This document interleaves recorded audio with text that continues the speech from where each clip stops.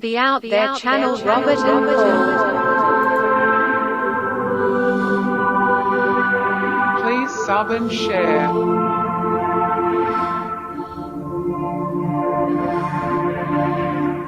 Searching for the truth. UFOs, aliens, greys and ufology. Real images, real stories, real videos, real cases, researched and investigated by professionals in the field and cutting-edge discoveries. Multiple witnesses, abduction accounts brought to you by Team The Out There channel.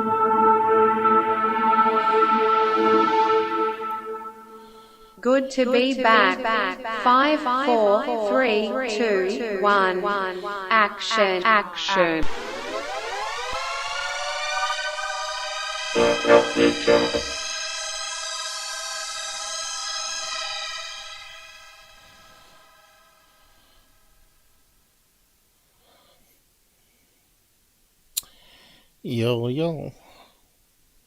Yo. Anybody out there?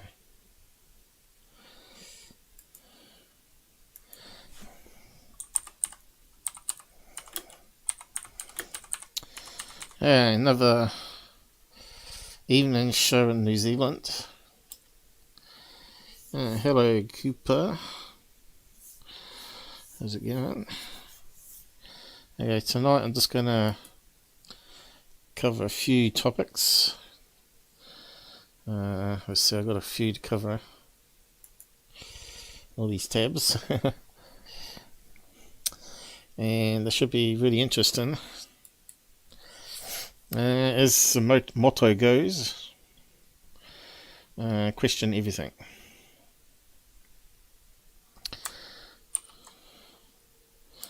From UFOs to black holes.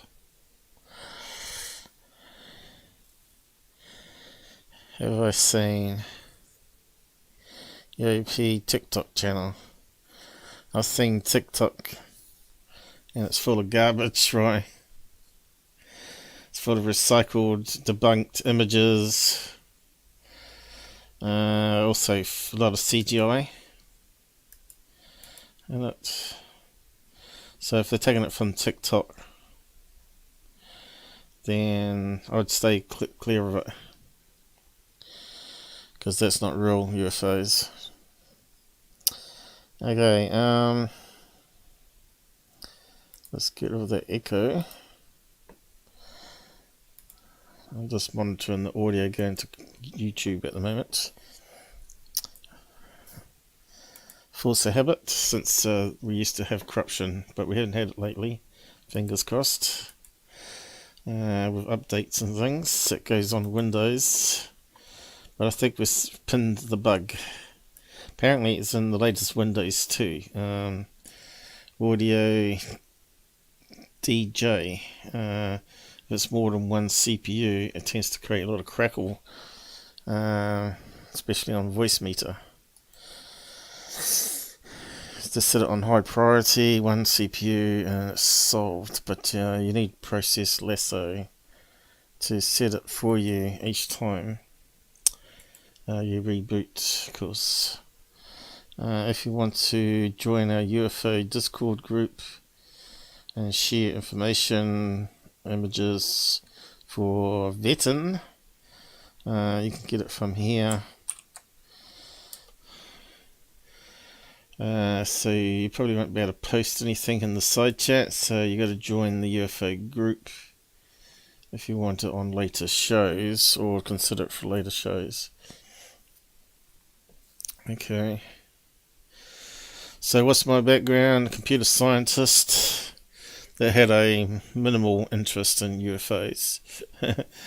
Basically I just watched TV documentaries and read magazines. That's all was available pretty much back in my time. Then internet come along, and then internet got faster from dial-up to ADSL, subscriber line. I always get the letters jumbled up. And then it was practical to actually do videos and look at videos, right? And images that didn't take 10 hours to download. So, yeah, so people started sending me Secureteam stuff. And before then, I wasn't really interested in watching YouTube because I thought it was amateurish. People were kitten videos and all that sort of stuff. And I thought, oh, this is different. And the guy claims to have connections and leakers.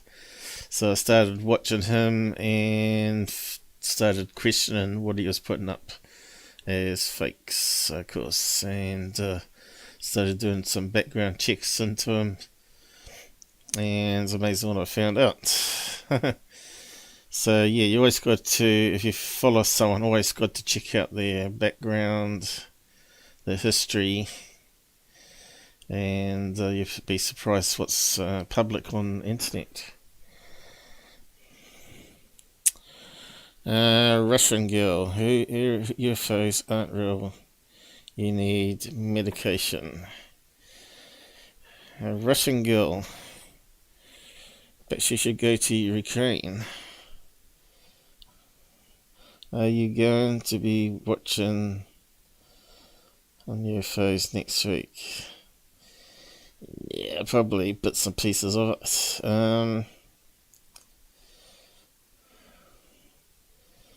The question is, will you? Is it free? Probably not, isn't it? You have to pay, don't you? So probably whatever gets leaked out to the web. Hey, UFO bro, how's it going? So what do you reckon to Russian girl thinks we need medication? Yeah, for people that used to question UFOs, I now believe it more than ever because I've put a lot of time in looking at videos and researching cases and working with boots on the ground type people. I'm pretty sure I pretty know more than the Russian girl does.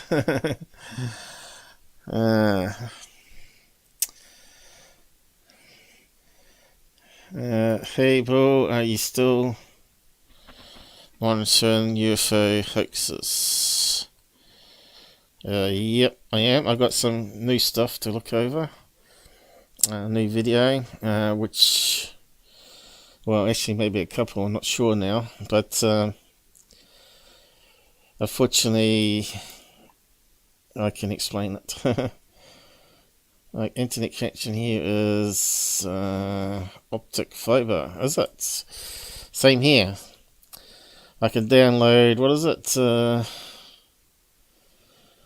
100 and... what was it now? I had it calculated out once. Was it 120 megabytes per minute, per second? And 71 megabytes up. So it's good enough to do probably 4K streaming to multiple sites. Yeah. We ain't got no mods, so I'm just going to make you a mod, I think, UFO man, since you're here regularly. Especially in New Zealand time, anyway. And you can help out with any trolls that come along. There we go. Allows you to post links too, which is one benefit. So have I missed any in there?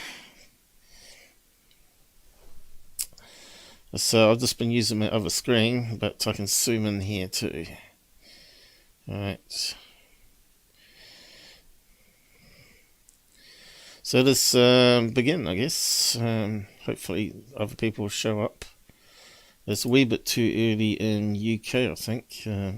Time zones. Probably only about 5 in the morning over there.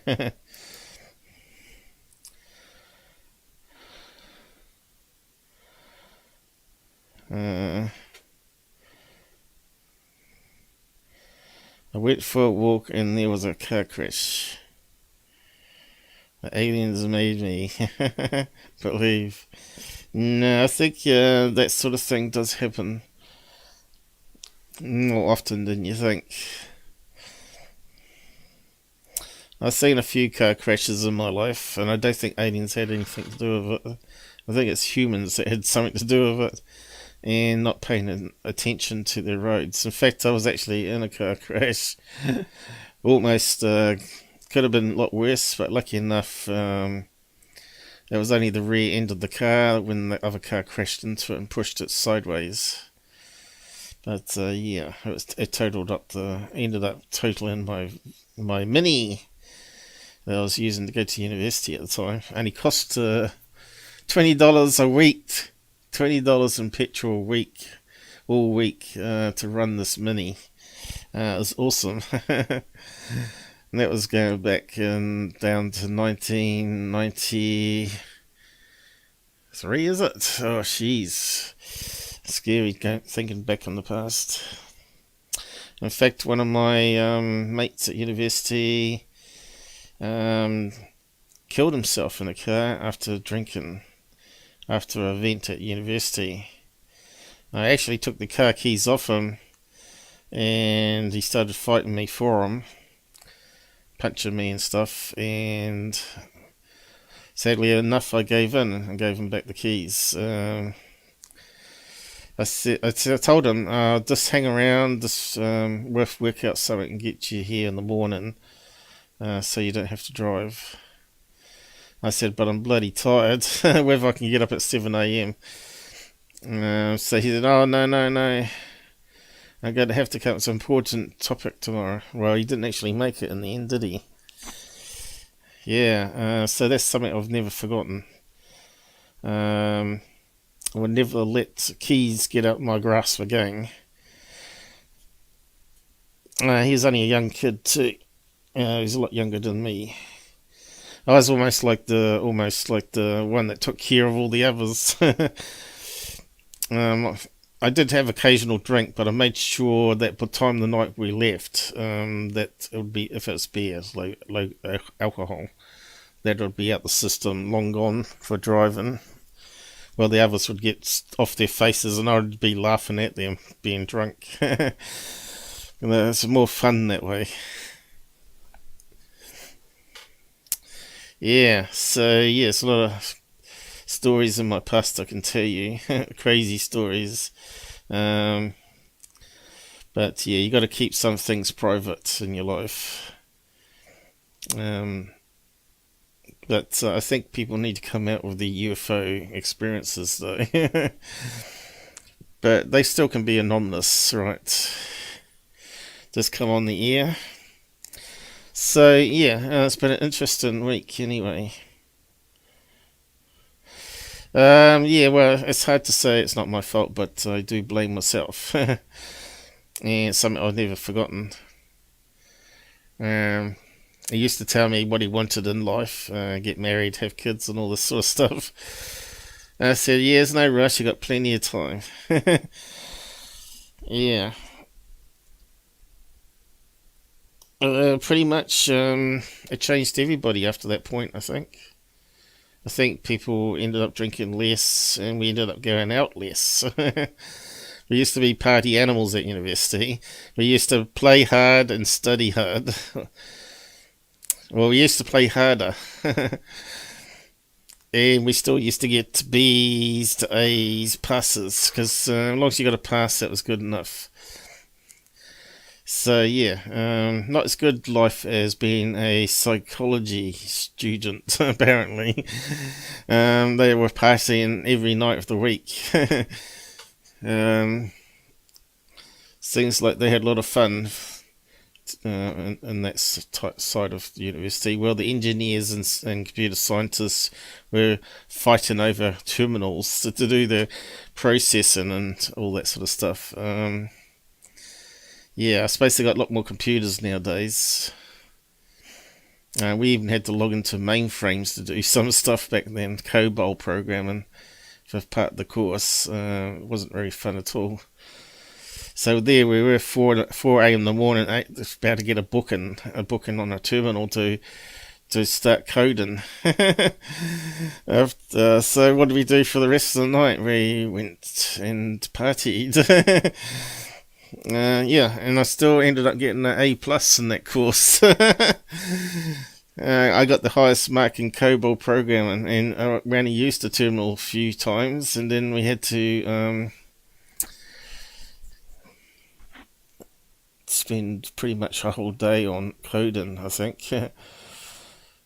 I think there was somewhere where the terminals suddenly freed up. I think people must have finished their projects, so we had a few days left. I'm UK born and raised in New Zealand. So yeah, I think it's a lot different now, but yeah, the good old days. So yeah, the more you know me, the more stories you'll get out of me. Yeah, so let's kick it off with Secureteam, shall we? So, Secureteam went on Fade to Black talk show with Jimmy Church again. You know, he was on it once, but now he went on it a couple of nights ago.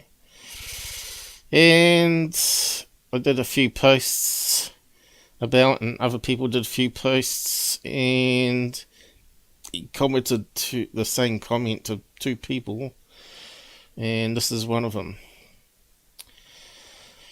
And it's a sort of semi-confession to faking. Dude, I made like 2 so-called fake videos, which is untrue. He made hundreds. But this is the first time he's confessed to even the word faked videos. But he's trying to obviously say they're not faked with the quotations there. In the early days of the channel, before I hardly had any subscribers and had no idea what I wanted to do with the channel, I was a nobody. So that's a notification we got. But the email had the rest of the comment, which is down here. Now it gets a lot worse after this. I'll keep on talking about it. Okay, so where do we get to? Nobody. Meanwhile, the second biggest UFO channel to mine is well known for starting out their channel posting nothing but CGI UFO videos for years. So why don't you just put in the name Third Phase there instead of the second biggest channel?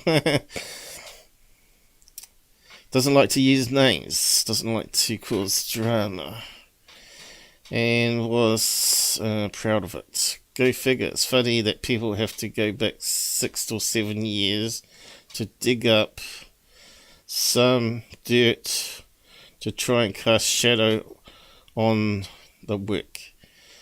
Well, not really. As you know, I debunk him on a weekly basis, his deception in his videos as well as CGI.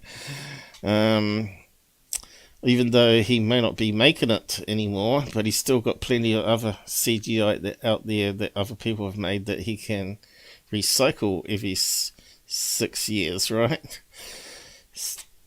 And of course the CERN image is one that was 2021 that he used from 2016, where he tried to say it was done by the CERN experiment when it was actually done by a plane, the contrail, which I've covered in past live shows.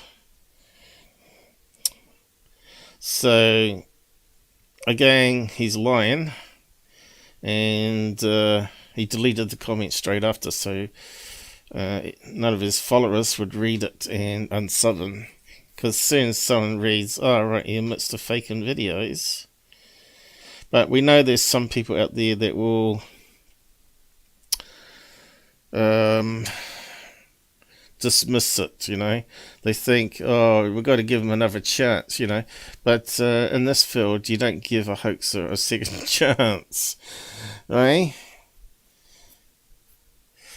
Would you give Billy Meyer a second chance once you've seen the models in his garbage tin lid UFO, the wedding cake? No. Certain things you don't forgive, and one of them is forgery. Sure enough, they can get jobs sweeping roads, but running the UFO channel, no. So yeah. So what happened after that? Suddenly we got a load of trolls. I suppose it's his army of paid trolls that he had. And not sure if Gabba TV's around. But here's another guy that said he got a load of nasty comments on various videos on his YouTube channel saying leave Tyler alone. You don't know who you're messing with. Sounds like a threat, doesn't it? Anyway, no problems. Here I have to go now. Do ya? Where you going to? Should be listening to the truth of ufology. That it's full of liars and scammers. So I've got a few trolls as well. Probably not on there. Here's some abuse. The some being some. Not every comment. And I posted some here. Now this is a guy that's going around threatening people. Luke. Is he some sort of like a young hacker? A young gun. So he started attacking my accent and my voice and having some tongue twist on some words, and that's all they can attack me on. They can't attack me on the information I provide that exposes them. So you can see, oh my god, what is that crap? So he was listening to 1 minute's worth of a last YouTube video. Probably part of the intro, right, where I was talking to you guys on the side chat. That's just one, two of them, another two. So there's the video that he posted to. You got a spit bucket. Listen to your voice. You got a speech, man's ducked up. Okay, that sort of crap comments I was getting. A lot worse ones than that though. God, it's so cringy. How's your voice? Well, my throat does tickle up a lot and cough. Jesus, it sucks real bad. So yeah, obviously, you know, these people don't win with stupid attacks like that, but they're saying other nasty things and more vicious things to Gabba TV. So yeah. So why are they scared of a small channel like me? Obviously truth is more powerful than anything in this world, right? And that will be shown through all the corruption and lies in America, especially in politics right now. Eventually it's all going to come out. But maybe years after it's done its damage and they got what they wanted out of it, probably. But, yeah. So, yeah, by all means, go along and have a read of my Twitter page. I should have really done that one too. And share it about. People need to read that one, especially from Tyre, where he admits some fakery. At least something we've got. Before he did a video for LG and said he used other people's fakes, but here he's saying he actually made the fakes, right? Tyler. Oops. What's happened here? Something popped up.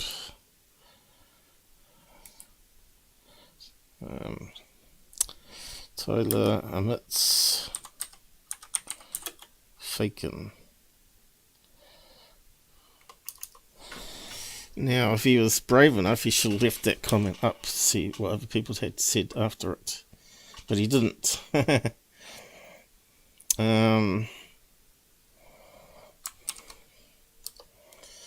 we go. I got some G-Force trying to do an update of all things. This server craps out the stream. Gotta let it finish now.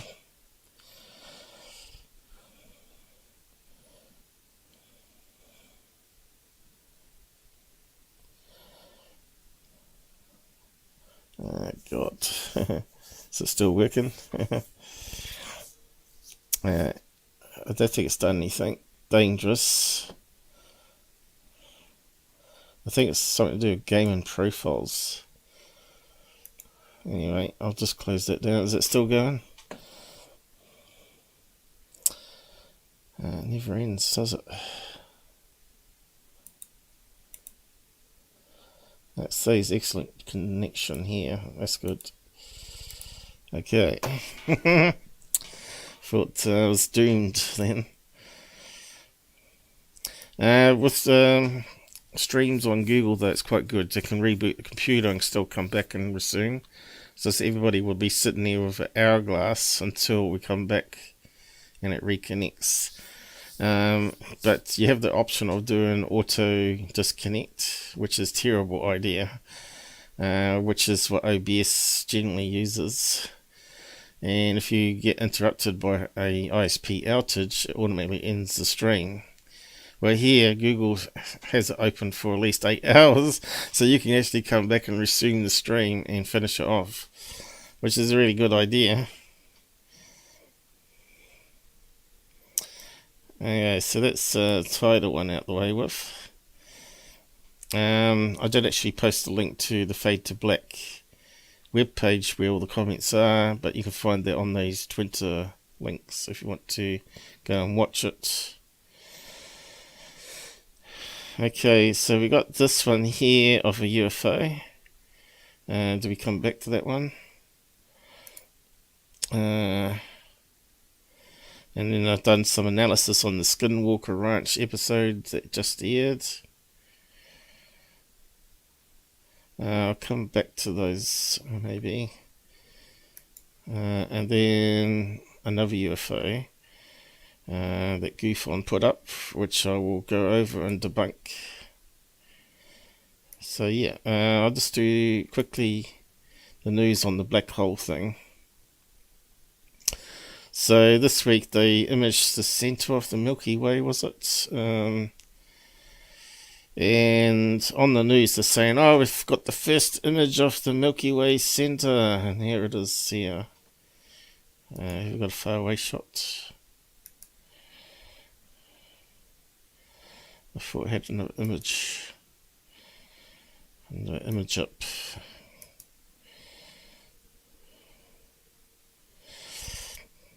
Maybe I deleted it. Let me just check. Alright, might be there. Is it?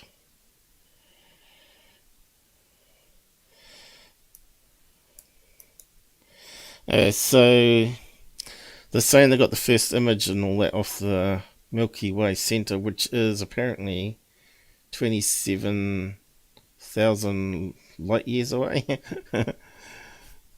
Or was it 27 light years away? It says in the article, I think. But everybody thinks, oh, they've taken an optical picture. They don't say, oh, we've got our first radio telescope image of the centre of the Milky Way. You'll hear on all the news reports and all that saying, oh, we got their first image. And everybody's thinking optical. And it's not. It's CGI. So, I'm questioning their data. Now, how did they do it exactly? Well, they had all these telescopes, as you can see it there on the picture, that just come up. Let's see.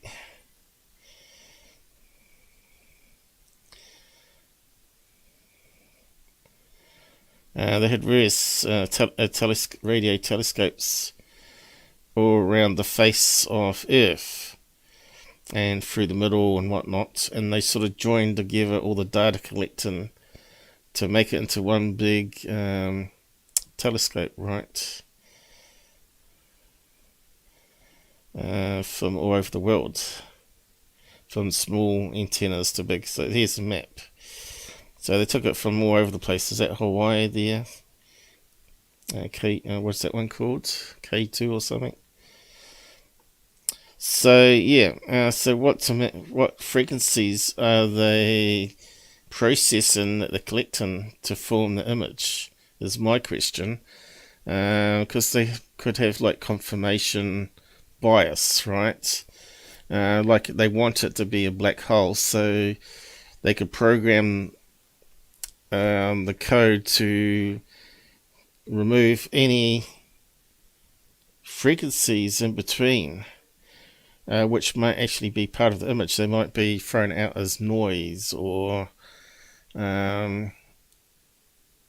errant data, from planet Earth, because radio signals from Earth can interfere with it, noises and stuff. So this is why I question the science of it. Let's say it had a noise, the image where they got the image up. Where's the image? Where they've got a static. They're all rotating images. Let's say it had some few dots in there, which they assumed to be noise. Turned out later to be massive suns in the center. That means it's not a black hole as such, is it? Means it might have some other major significance in the formation of the universe.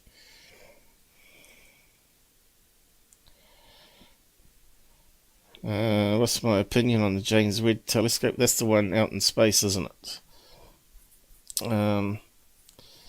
Where it unfolds into a big mirror. That's probably a better way to go, because as we read in articles here, atmosphere and errant radio waves from Earth is the problem when they're collecting this data for black holes, right? In space you don't have the atmosphere problem. But let's say there happens to be a disk of dust particles that blocks all the radio signals from what they call to be the center of the universe. Maybe there's a big pile of dust there that maybe that doesn't show up as a planet but filters out the light frequencies, and what they think is noise from the center could actually be part of the data set, if you know what I mean. So yeah, so the James Webb Telescope, that's the better way to go, and it's still not going to be big enough. Like I said, they need like planet size optical telescopes to see light. But it's not going to happen, right? All they can do is do it by radio waves. And what radio waves do they collect and process? And of course, it's not like anybody can ask for a collection of their data and at home and process it another way and see if they get a different result. Because it'd be like zillions of terabytes of information, right? So yeah, it would have taken quite a lot of computer data bank parallel processing to go ahead and process chunks of data. So to me, that's like open for lots of errors, human errors in it, or even someone to manipulate the data. So yeah, I'm very skeptical of these results until they send a spaceship closer and actually get optical pictures of what's going on. So yeah, I just take it for a pinch of salt, all this sort of stuff. But they're saying, hey, it validates Einstein's theory again of relativity, and I'm thinking, no, it don't. Only because that's what they want you to believe, so they keep getting funding. But let's say that the universe was created by a big bang, and if now these new images here would just dismiss the idea that the big bang started from a black hole. So that dismisses that. So does it create more questions than answers now? You see, it doesn't even sort of look like it's circular there, though, does it, in these images? Could it be a donut? It could, in fact, be a donut. It may not be a tunnel, like the Einstein and Hawkins and all those other experts reckon. When yet they're getting a radiation that pours out from the middle, don't they? So I'm no expert on it, but I still question things. You can have some basic understanding of how you process large quantities of data with computers, but optical is a wee bit more less computerized, right? Optical's a nice way to go if you can get it, and of course lots of different angles at optical as well. Yeah, so it sort of pushes into the agenda that relativity, and also pushes into the Big Bang Theory and all that sort of stuff as well. So, what was I going to look up? I forgot what I was going to look up now. I was on a flow then, because I'm sort of doing this unscripted. So the more we study, the more we get out, I suppose. And when the first one came out, there was a lot of people that were questioning their data and whether they made a mistake. And now they've repeated it. So it sort of validates the first one. But does it validate the first mistakes, if you know what I mean? Is there bugs in the coding of it, the algorithms? Could someone tamper with the data? Are they got confirmation bias where they emit data wrongly? That sort of stuff. So we should always question what they believe to be proof. Now, I forgot what I was going to search for. What was it? Big black hole. Debunks Big Bang. Let's see what comes up for that. Argue that black holes from the Big Bang could what? Was the old idea of Hawkins. Be the hidden dark matter. See, this is the thing. They don't tell you about all the scientists arguing. Did the black hole create the Big Bang? Okay, let's have a look at that one. Supermassive white hole that was the result of a supermassive black hole. So, if our universe is full of black holes, are they connecting to other universes and making new universes? It's possible. Would that fit in with multiverse theory then? So it could be stranger than what we think, What's the Big Bang? Two black holes colliding. They now detected the signal from a long-time violent collision of two black holes.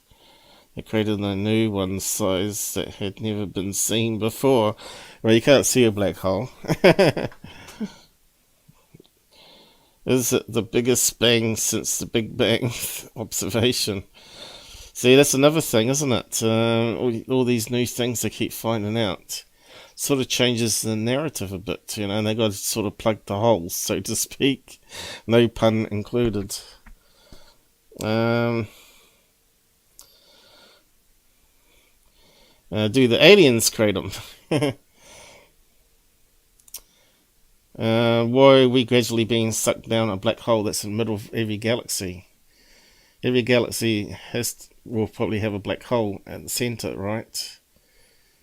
And it's all sucking in all the matter over trillions of years or whatever, how long it takes. Then that goes into another universe. So isn't that universe sucking it back out into another universe? Is our universe going to then disappear, or will a white hole open and fill it up again? So there's lots of theories. But yeah, it's interesting. And maybe aliens are the ones that are the masters of it, right? You know, they say aliens don't exist. Maybe aliens are the gatekeepers. And they might be taking life off our planet because it's unique. That's come out a result of the universe being developed. Maybe there's one planet that has life in it after all, and Earth is the planet. So they collect life from it to preserve it before it dies out. Which could be from a natural disaster, part of the sucking in process. As we spin around the spiral arm, maybe it sucks in other outer debris and passes our way, like that big, what do you call it, interstellar rock. What they call it, Oma or Oma, I don't know, some sort of Hawaiian name. Can't remember what it means now. I'd have to Google it. No science fact about how a black hole operates. You know, it's all based on what they collected as data on a radio telescope, right? This is why we got to get out into space and start exploring, and not actually. And then all the textbooks will be written, right, rewritten. We finally get to a black hole and it's nothing like we thought it was.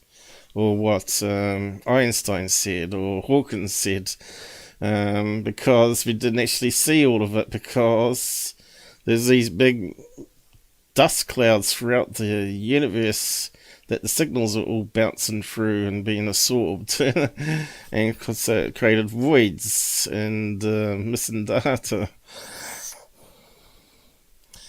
So yeah, it's all theories. Interesting theories that can lead to more theories, and cause sci-fi movies. Which is more interesting. So yeah, I just did a Google there about black holes and Big Bang, and you saw there's lots and lots and lots of stuff on it. Of course, you can type Big Bang debunked, and you'll find lots of people arguing about it. And so on. And relativity as well, whether Einstein is actually wrong, and actually by incorporating time into the equations, a lot of people believe in time travel. I don't. I believe it's just that's why it's wrong. And if we could go back in time, I think it would cause more problems than anything else, wouldn't it? Someone would always be going back in time to try and correct something that they did wrong. Like a dictator, you know, invade Russia. Whoops, that was a mistake. Let's go back in time and change my idea on that. That means if Nazis had it, right, they would win the war all the time. And that's where that sort of idea of that sci-fi that came out, Man in High Castle, right, wasn't too bad of a sci-fi. They call it alternate history, what happens if the Nazis won and the Japanese won, and how they would carve up America. What Germany would get one side and Japan would get the other side, because they both invaded at the same time, right? But yeah, it's quite a good sci-fi. Bit hard to get into to work out what's going on, but it turns out it ends up being a multiverse thing where they were finding out how it worked in the other universe and made sure they didn't make the same mistake in their universe. Our universe was the mistake universe, and they were actually in a multiverse, it turns out to be. Spoiler alert, too late. But yeah, it's still good, you know, it's still sort of thing you watch even though you understand the plot, how it works now. But yeah, it was frustrating to understand that sci-fi at first. And then it sort of clicked. It wasn't until, I reckon the second season should have been the first season of that sci-fi, because the second season actually gave us enough clues to see what was actually, how it was all working. It made more sense. Anyway, there was something else I was going to look up. I forgot what it was. It's like you lose your temporary thoughts and it's gone forever. But as you can see, there's a lot of read in here. And you'll notice they don't say the first radio image. They always say image, and I think that's misleading. Results provides overwhelming evidence that the object is indeed a black hole, and yields valuable clues about the workings of such giants, with the thought to reside at the centre of most galaxies. There you go, they're saying most, they're not saying all of them. The image was produced by a global research team called the Event Horizon Telescope, EHT, using observations from a worldwide network of radio telescopes. So this article at least says that, but if you look at TV news and all that, none of them talk about radio telescopes. But I still reckon the first image here should have radio image. I think that's a mislead there.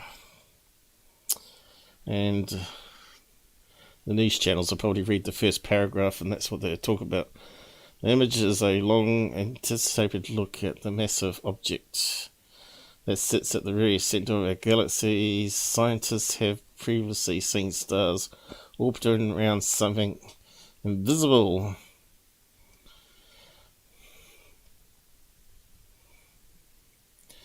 And very massive at the centre of the Milky Way. So it might not even be like sucking in light so it can't escape, right? It might be something totally different still.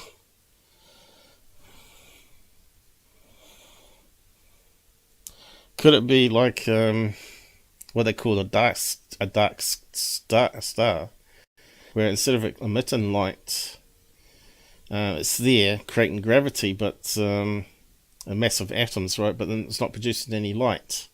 Why can't it be something like that? Why can't it be something they can't detect? Because it's not emitting light, it's not emitting radio waves. It might be something totally unique and unforeseen, if you know what I mean. And then things would orbit it, even other suns, right? Or maybe even collide into it, or get sucked into it and become part of the bigger mass again.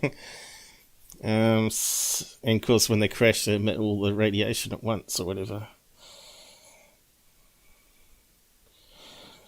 Who knows? It could be like a big alien thing. Maybe aliens have produced our galaxy by creating this massive dark sun at the centre of the galaxy, which would be another great sci-fi movie, I reckon.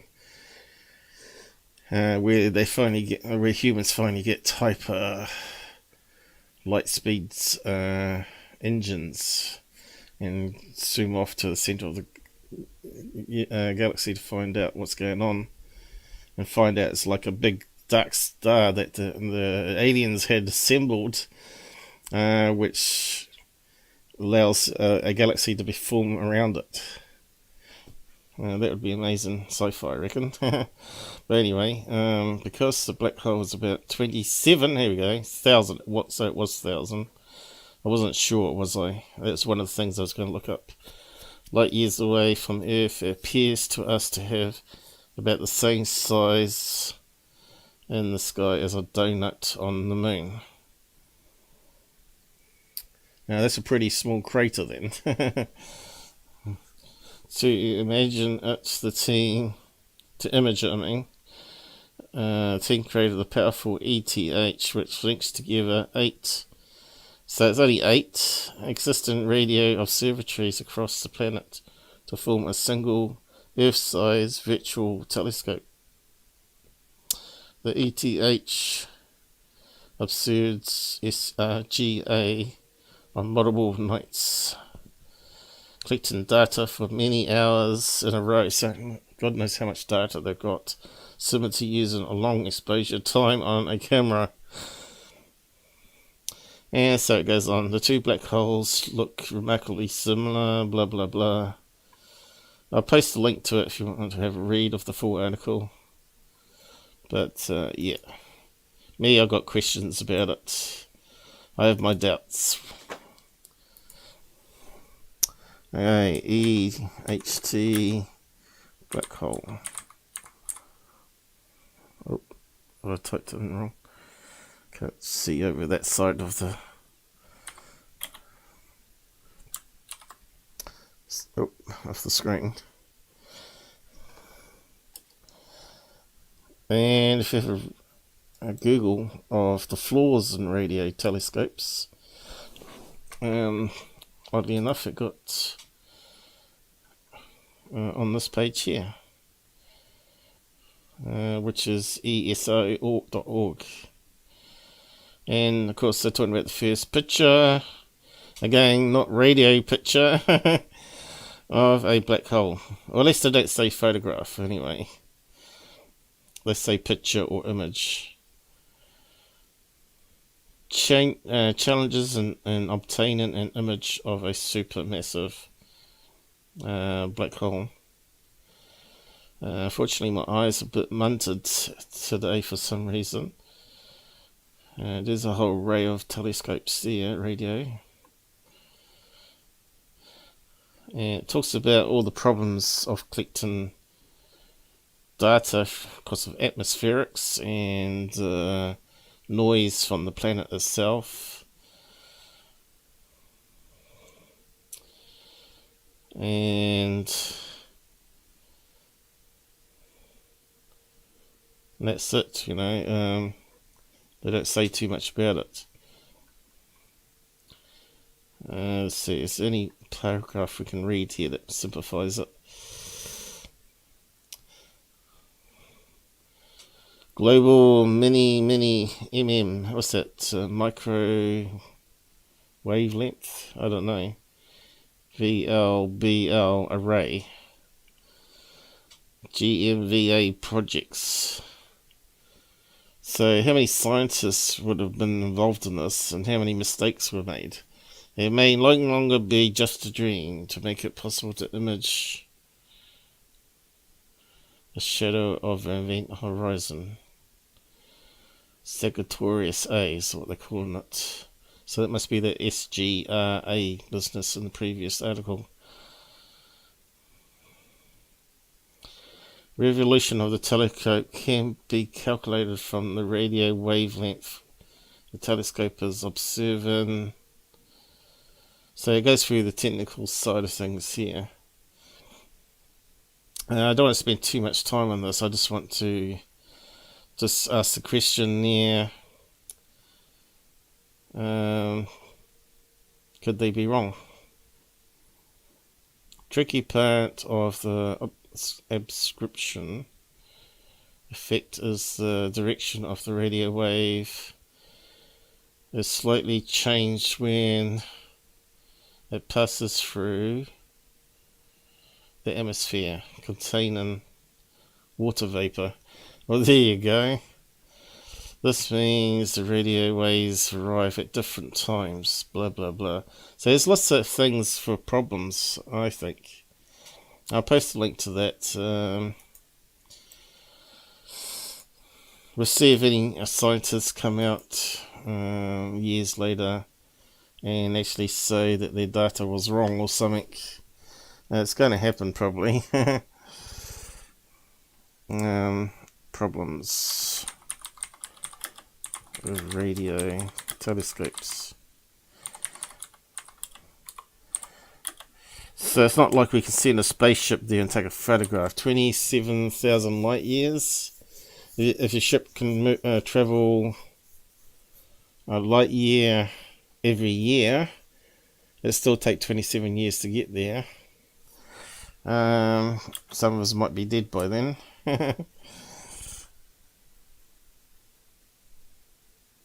Yeah, so shows how big the universe is, right? And that's just going to the center of our galaxy. How about all the other galaxies out there that look like stars, right? You're talking about great distances. So, moving through space at conventional speeds, even at the speed of light, still may not cut it, right? Still going to take many, many years. We need to go faster than light. That's why they have all these sci-fis talking about faster than light, warp speed, right? Which I guess bends space, hence the warp, the term warp, right? Bending space, like through Einstein's theory of relativity, so it only takes a short time to go from point A to point B, because it bends it around, sucks it towards us.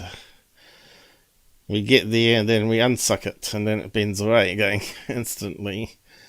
I suppose that's one way of looking at it, a bit like a piece of paper. You're on one edge of it, and the place you're trying to get to is on the other end. You bend the paper upwards until you're close to it, then jump across, then release. So really, I don't see how you can do time travel. It's not like you can reverse that idea. I suppose that's really more realistic to think of it as a wormhole. I think the wormhole is a possibility. Maybe if we get fusion power, probably need to create a lot of energy to maybe warp space. So I reckon Einstein is partially right, but not fully right, and I think that's where the problem will be. There'll be something that gets found out that takes Einstein's theory the next step. So yeah, we'll see what happens anyway. Well, it's not actually spending time. This is where the problem with time comes in. It's shortening time, the time to travel. Right, so all this that you'll travel in space and you come back and your children be the same age as you is sort of nonsense, really, because I think time only moves forward. But you could be in space, so it takes less time, right? So time is still moving forward. But then you got people thinking time machines and all that sort of stuff, or people jumping from the future to our time, claiming, all those nut jobs. What was that guy's name? They said he had a suitcase with like a nuclear fusion power or whatever it was, and a accelerator, particle accelerator in it. Or two particle accelerators, but like Back to the Future. Anyway, it's interesting stuff, though. But so not everybody really cares about it, right? And of course, I put a Google in here to see what would come up. Event Horizon Telescope Project, and you can see people already asking, because that's what these ones are. People also ask. So people are always asking, is it a radio telescope? Because the way they're talking on the news, it was hard to know. And does this even answer it? I don't know. The Event Horizon Telescope is a global network of synchronized radio, there you go, observations that work in unison. So it did. What type of telescope in the Event Horizon Telescope? See, so another person must ask that. Or how many people must ask the same question before Google adds it in as a shortcut? Probably thousands, right? So it's probably 1,000 people asking the same question. How many telescopes in the Event Horizon Telescope? And I think it was 8 we read. 8, yep, it says 8 there, yep, so that's correct. Where is EHT? Spread across the world. There you go, I got a better map this time. We saw up there in the corner when we first started looking at the article. But there, it looks like there's some down in South America and the edge of Africa, is it? There we go. Still doesn't look like enough telescopes to me to really make a good image. You'd want hundreds across the earth like that, wouldn't you? Some out to sea even, just to plug all the holes. That's my feeling. It's got to be something missing.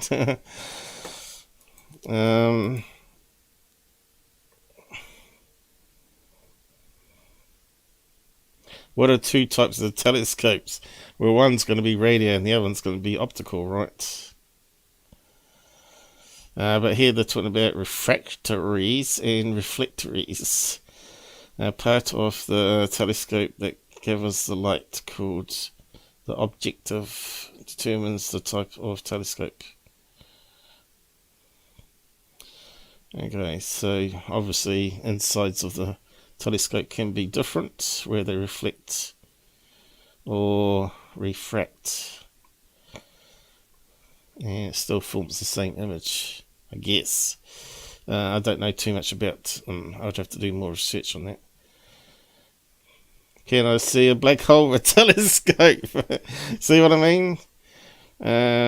No.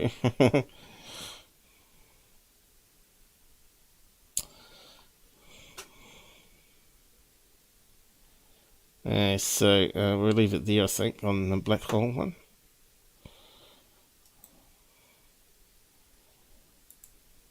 No doubt you're going to hear a lot about it from other, maybe YouTube channels.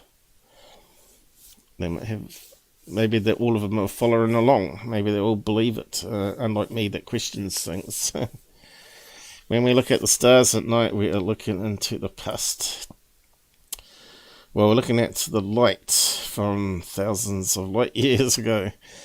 We're going by what they're saying there.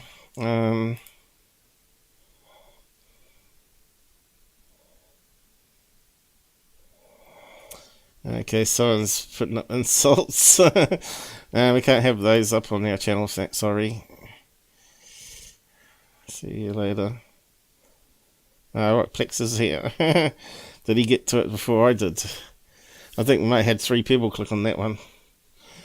Yeah, we're not here to insult people or character attack. This is what we don't do. We attack the information and the science of things. We don't want to attack people and belittle people or whatever. It's well known that there's a whole array of IQs out there. What I do here, certain IQ levels, not going to ever want to be interested in it, so that's okay by me.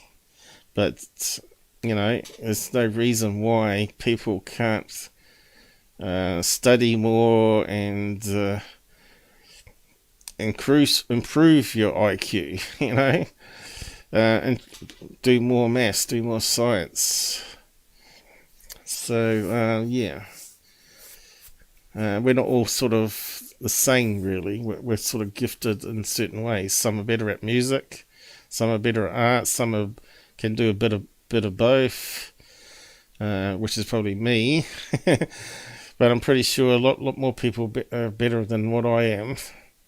And the people that are less qualified or skilled will look up to me because I do so much more, you see, and that's how it sort of works, when you used to go to school and you used to pass things and A+ or whatever, people used to think you're smart, and I used to think, no, I'm not.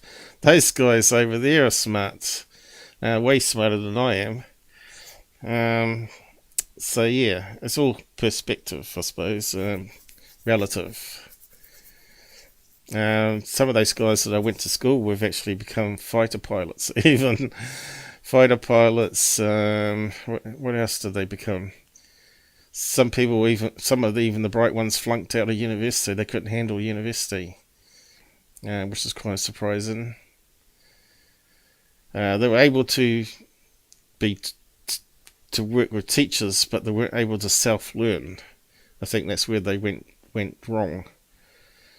School you sort of don't do that. At university, you got to listen to the lecture and get the book references, and then dash off to the library to get the books.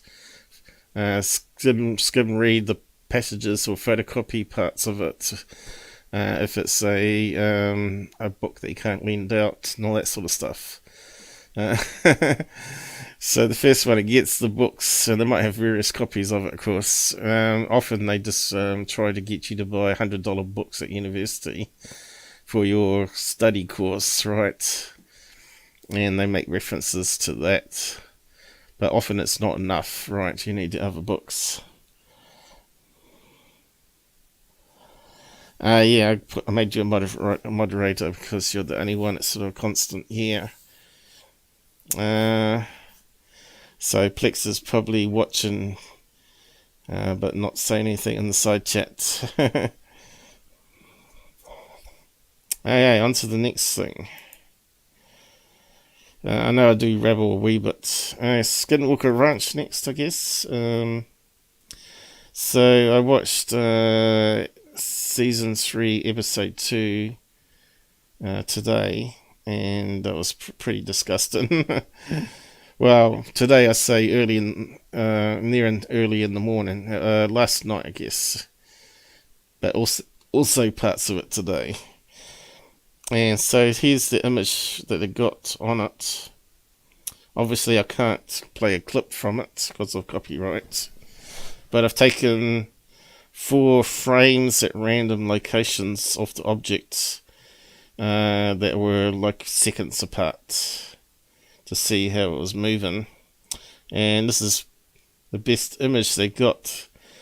It was these blurry dots that went faded like that and got brighter.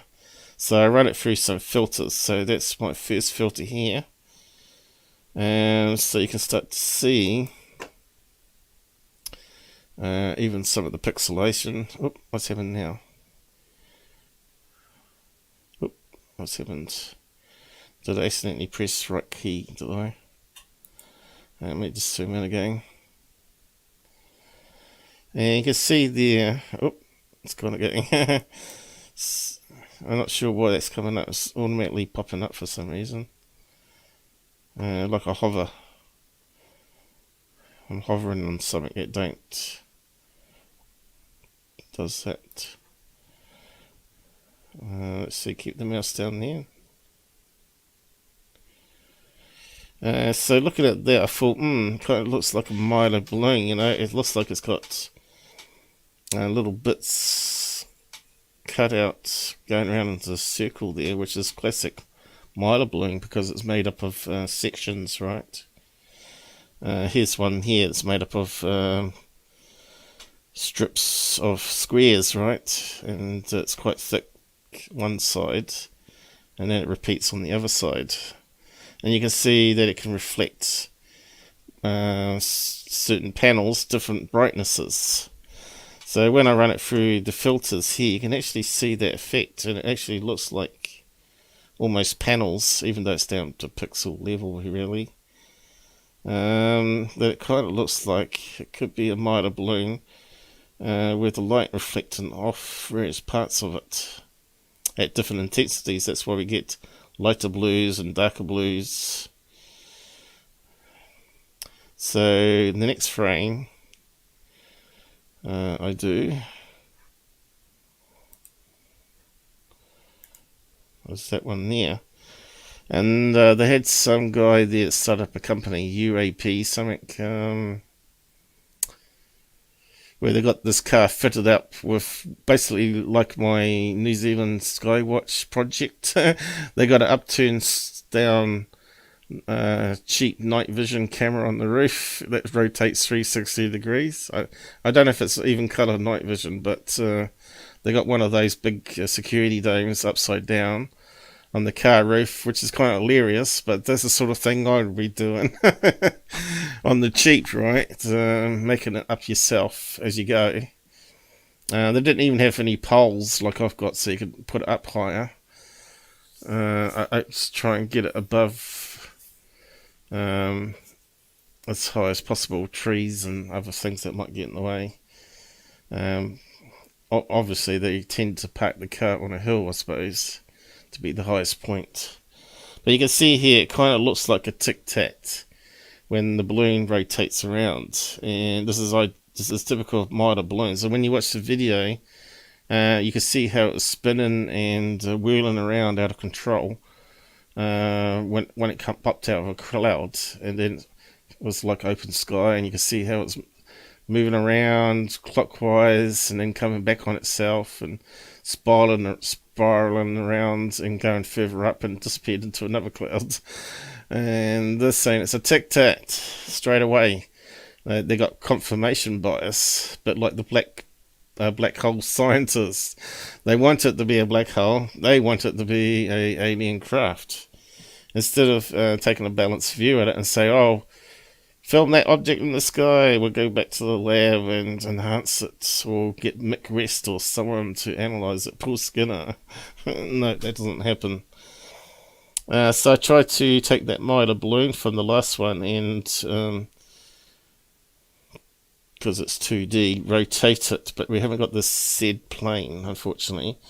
But as you rotate it, you can see it squashes down and you start to see more of the other side of it, which is what I believe what's what we're getting here. And you can see various reflection points, just like this one here has, depending where the light source is.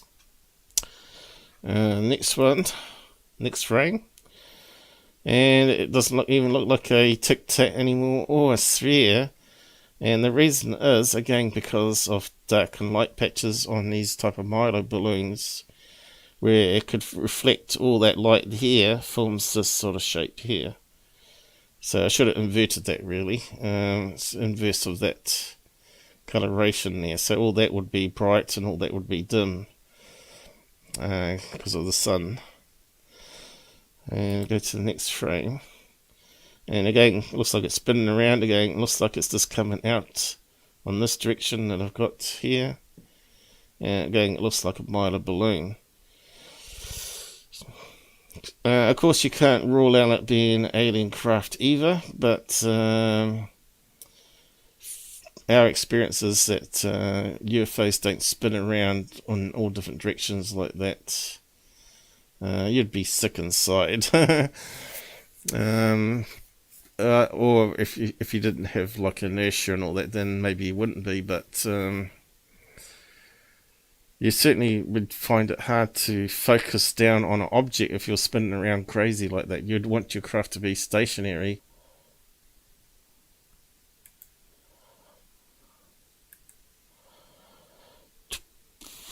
Are we back?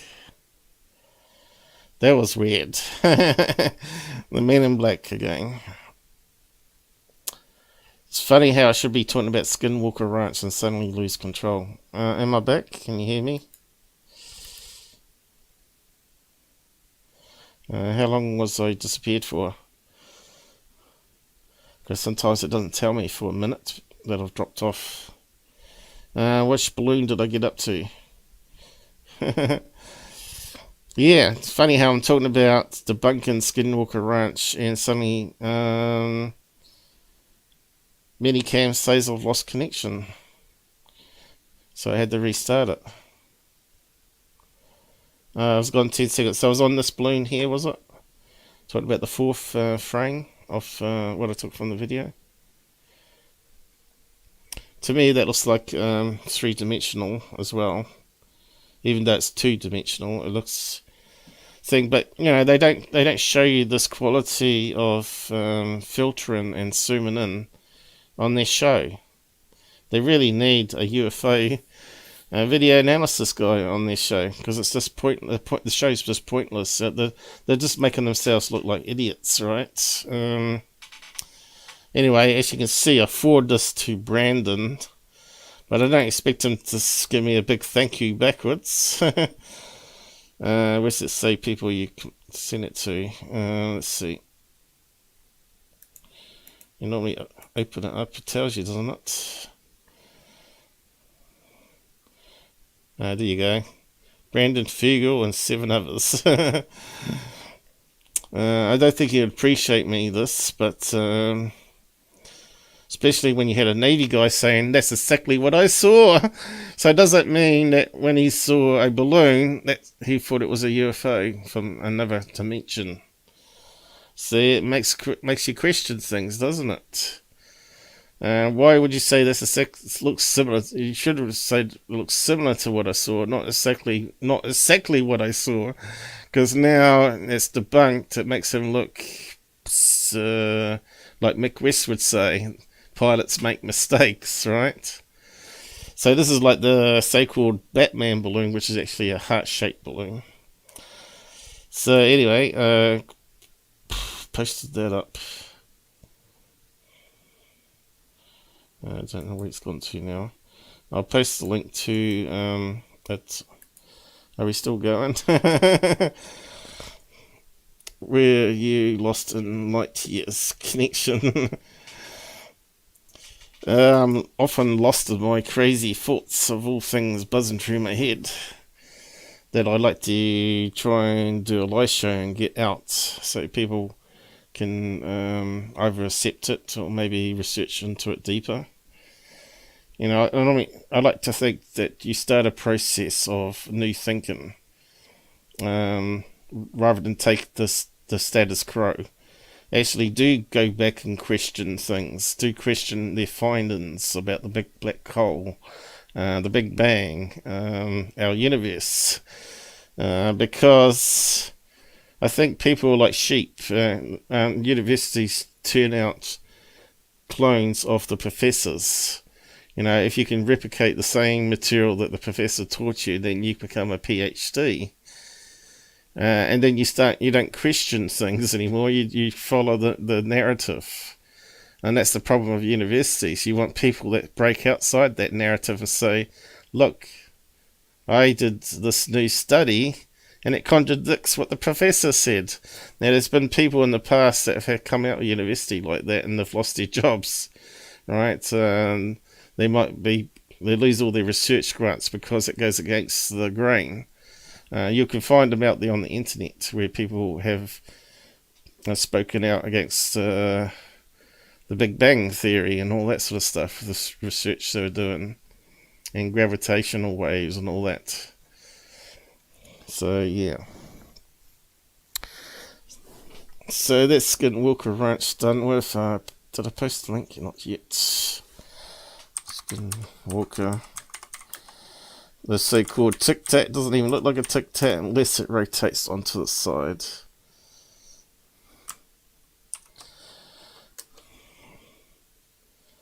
Okay. How come that's not... Oh yeah, it is clickable, isn't it? Anyway, just to get people thinking out there, and rather than character attacking people, attack the information. Eventually we'll get the answers. Plex, we started off with the Secureteam comments, so if you roll back and watch it sometime. I posted about that and the paid trolls that's come after me and other people that posted on that Fade to Black episode. And of course we got a partial confession of fakery. And that got deleted before any of his real fans got to see it. But this is why I do this show. At least someone can now see it.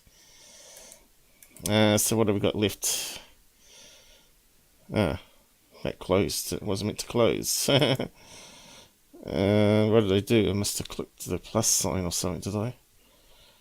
Where is it? History, recent.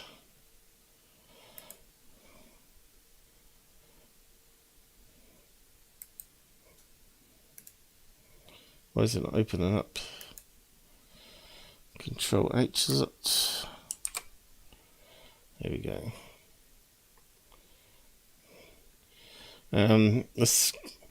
There was a mapping, like using satellites to map Earth back in 1971. That's the one I was going to talk about next. but I think I've closed it accidentally. I had it bookmarked here.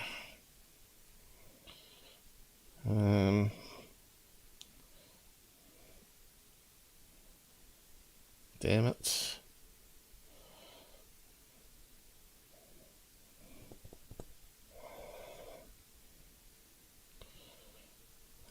Why can't I see it? Event Horizon.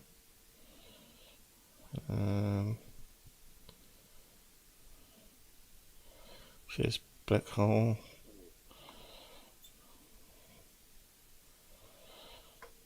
I must have hit the cross. Stop my flow. Let's see, I might have copied it onto Discord. Discord can come in handy. Let's see. Yeah, it's funny how you start talking about Skinwalker Ranch and it drops off connection. And it didn't do that, hasn't done that for a while. And I rebooted and everything. It's kind of strange. And I haven't got web chat going at the same time. Normally that's when we have problems, when we got Robert or someone on the side. Okay, Skinwalker Ranch, posted that one. Here it is, 71. No doubt Plex has found it too by now. Skinwalker case, I'm still skeptical over. Subject regardless of the TV show money. See, that's the problem with the whole show.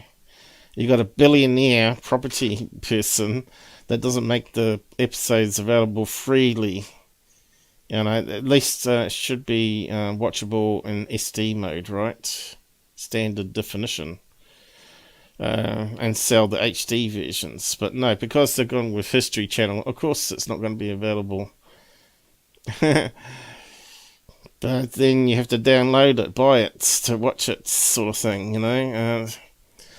Unless someone leaks it out on the web and you get it free that way. But normally you'd want the highest quality for a show like that if you're doing analyst stuff, which I don't get. So yeah, even higher quality would make my filtering even better. But yeah.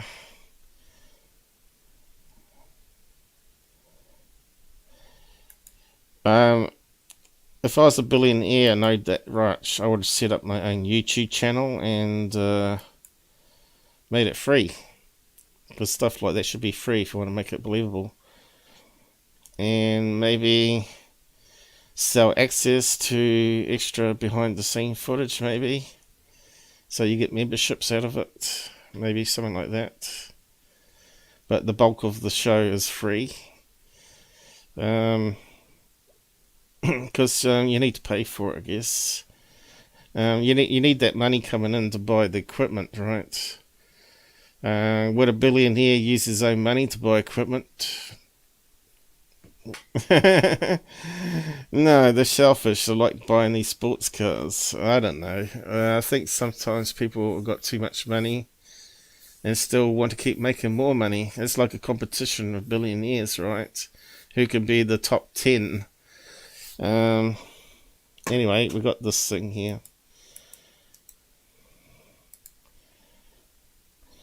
An analysis of the 1971 case Costa Rica UFO image. What do you think of this, guys? This is really interesting. This is as big as we get it. I'll zoom in. So you can see it's like Google Earth, early days. And they got this image here. Now, there was a lot of debate whether that was a UFO, alien craft. Whether it was coming out of water there. And you can see this looks like normal terrain here on the coastline. But like early Google Earth images, pretty bad, right? But once you see the camera, you understand why.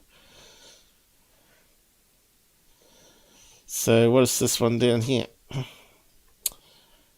Let's zoom in on it. What could it be? It looks clearer than terrain, so does it mean it's actually closer? Why is it sort of clipped off the top of the image? So let's grab that and put it through the editor. I told you I had some interesting stuff coming. Let's see if I get time to do research and actually find some new interesting stuff to cover.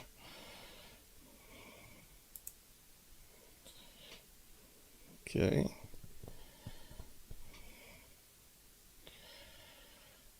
Cool, it looks like smoking gun evidence, most people would say, but me, I take a balanced view at this. So before I actually start reading all that stuff there, I start looking at it myself, so I can sort of practice. So I did that today, and I'll do some extra now. It's a very interesting flying saucer. What happened there? Oh, is that where the web page went? Opened up I must have pulled off the tab and made a separate window for it. Oh, well, we don't need that now. Oh dear, oh dear. It looks like I did. Okay, is that what happened? Now it makes sense.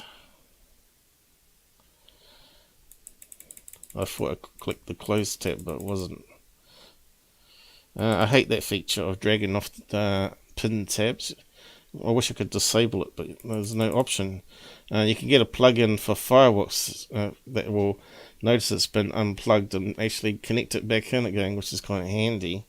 But there's no option for on Chrome or Brave, unless something's put out there since, right? So we want to open it off into paint.net. I need to get a drink too.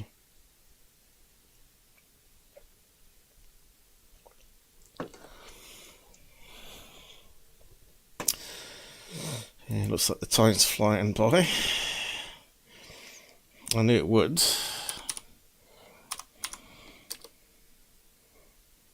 Okay, looks like your classic flying saucer. Let's run it through some filters. Not that it's going to help, because it's such an old photograph. So we've got the brightness. So yeah, this meant to be C below it. Does look like it's got a straight edge there, doesn't it? It kind of looks like it's a photograph that's been scanned in, right? Has that sort of feel about it, with the pixelization happening there. Looks like we've got some scratches even.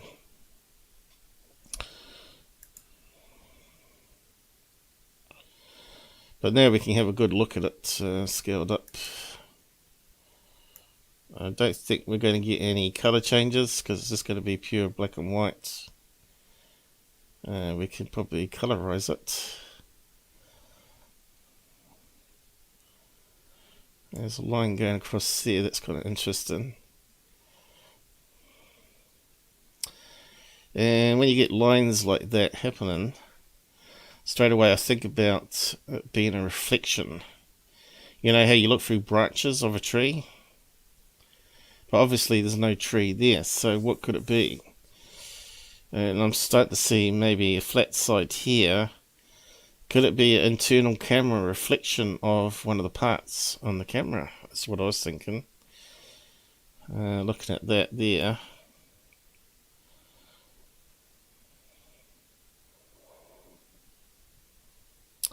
It looks like it's got a hole in the middle, right? which you would have in a camera. And looks like that could be a lens. And that could be some sort of light interference for something else inside the camera. Maybe a cable. You see where I'm going? Straight away, it's other possibilities, right? Than a ET craft. And I thought, well, we need pictures of the camera. And I know this article here is going to have pictures of the camera because they're going to be asking the same questions. I'm pretty sure of it. And sure enough, they were. So let's go through this one. On September the 4th, 1971, an aerial mapping mission was being conducted by the Costa Rica government. While flying over a location known as Lago de Cocote, they captured an unknown image. This image has become regarded as one of the best images of a UFO alien spacecraft. So it's a bit sad if you debunk this now that it all falls apart, right? And it makes you wonder all the best footage out there. Maybe there is something mundane to explain all of them. But I think some of the later ones we're getting are less explainable. That one from the UK on a modern 2018 camera. The only thing you could say it was possibly a balloon. And of course the Mojo one, which is really crazy with aliens in it. You could say it was faked with latex masks, but still.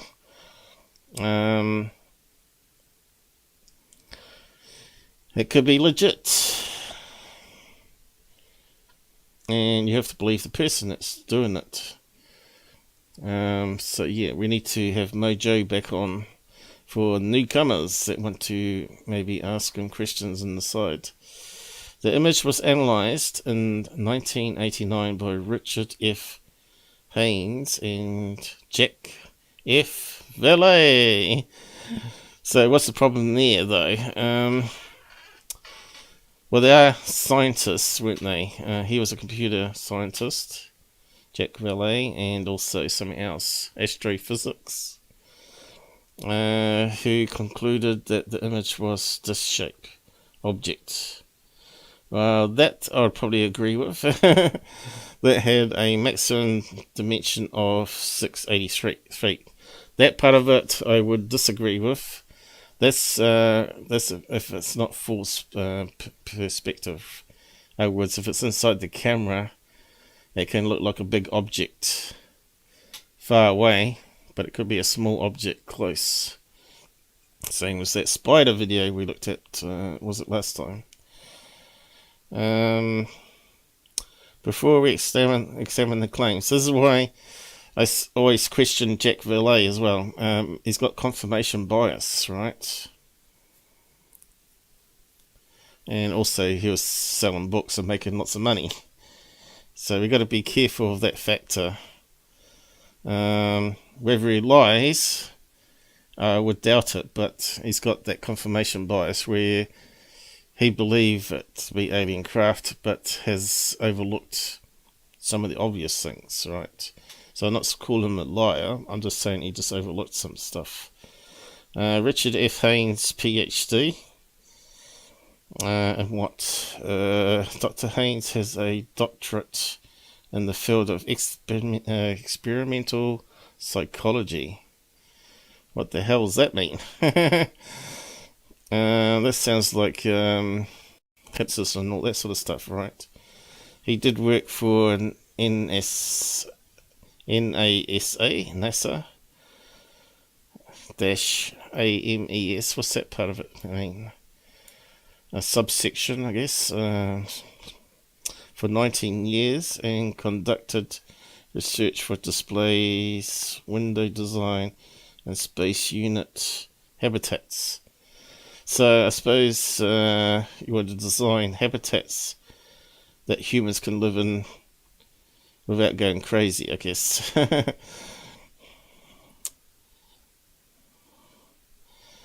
He founded the joint American-Soviet Aerial Anomaly Federation. That sounds like a balloon summoner, doesn't it? He has also published many papers on the subject of UFOs. Jack Valet co-developed the computerized mapping of Mars for NASA. I can't remember the story about that, and didn't they capture something on there that they said that they scrubbed because it was a UFO in it? Can't remember a story. There was a good presentation he did, and he was telling the story about that. I wish I had it handy. I probably posted it on the Discord somewhere, but there was a really good documentary that a presentation that everybody should watch. It was like his life story, and he was saying that the data got vanished, got scrubbed, which he thought was unusual, especially since they were meant to be collecting data. He has defended the scientific legitimacy of the extraterrestrial hypothesis and even a interdimensional hypothesis. So he has a similar idea to I have with the interdimensional, but it's not quite the same. Mine's more multiverse with interdimensional part of it connecting our universe to the other universe or verses. He has a BS, which actually we say BSc here, and as you see, we have a little lowercase c, in mathematics, and an MSc in astrophysics. So he didn't actually do a computer course like I did, which is truly computer science. So I would have expected him to do an engineering degree to be a computer scientist, because that's normally how it worked back then. Normally a computer degree is parts electronics, engineering, and mathematics, right? You normally you got choices of doing different topics along with your main major, which is computers, which is generally code and out-of-box thinking. What's the word I was trying to look for there, though? But anyway, theory, computer theory, and the future advances for computers. When I was at university, they were still developing the idea of a CD for storing data. So it's amazing how fast that developed. How they managed to cram more and more bits, and then they used multi-layers, which gets more and more technical, of course. And eventually they managed to get Blu-ray discs, which could do proper movies, which is kind of interesting stuff, but that's another topic. The study was conducted by Society of Scientific Exploration, blah blah blah. Let's just keep on going. The 1989 analysis should be looked at skeptically due to the facts that the two men who wrote the report and the group that it was done for are involved in UFO research from a biased beliefs point of view. Image background. The image was taken on 4th of December 1971. We already know that. Camera that was used was a Carl Zeiss RMK. Is that a German name? Zeiss. 15/23 camera system. The camera was set to capture one image every 17 seconds. Okay, so that's pretty slow, isn't it? So let's scroll down and have a look at it. Okay, they've got part of it there. Have we got any other images? I think there was no image. There. Now, I don't want to read their stuff just yet. Okay, so there's the front of the camera. I think it is. Or is it the back? It's got to be the front, isn't it? You can see, look, it's not a normal camera. It's like a box. It's got square sides. And it's got a... What's that thing in the middle there? I think that might be ceiling lights, right? Reflecting, and there's the person taking the photograph. See the person? Ceiling lights, and there's a picture of a person's head. I think it is. And maybe he's aiming a camera. There, look, he's got a bag. That's his legs there. Do you see that? Do you see the same as me? He's got some sort of black bag and a camera in his hands. And he's taking a snapshot of this camera. See that? I'm not sure if you can see the same as I can. I was trying to point it out. Okay, that looks like 3 strip lights there. 3 strip lights. It looks like his head here. Top of his body and his hands coming around holding a camera. And he's got something else in the way here. Like a black bag or some kind. Or a piece of equipment. And he's got his legs going down here. So I'll zoom in again so you can have a look.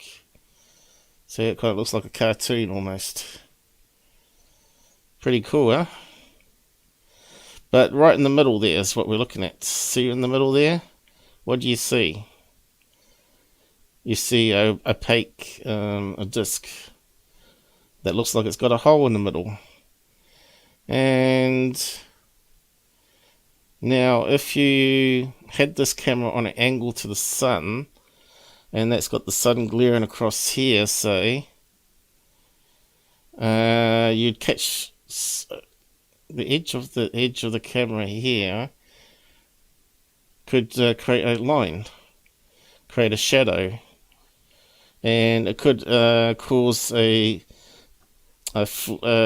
reflection of the opaque disc in the middle there to reflect onto one of the multiple lenses inside the camera and actually cause a false object. Is that too much for your brains to comprehend, or do I have to draw a picture of it? So it looks like I'm going to be right. It looks like internal reflection. Remember, there's another case very similar to this where we get clipped off images like this inside. And that was the Turkish alien footage. Remember the UFO with the aliens, which were screw heads? And because it was loose, you could wiggle it around and they would move around and make it look like real aliens inside. And the guy was a hoaxer. Fascinating stuff, all this. Once you start analysing and understanding computer technology and camera technology and start putting it all together. So let's see if I can draw a picture of it then. Okay, just do a new...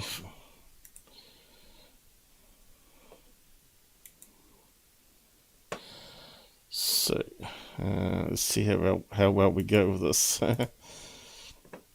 So they would be aiming the camera downwards, right? And let's say the sun reflects over here, so we want a sun. I'll just keep it all the same colour, make it a lot easier. Sun rays would come in. I wanted a box around it.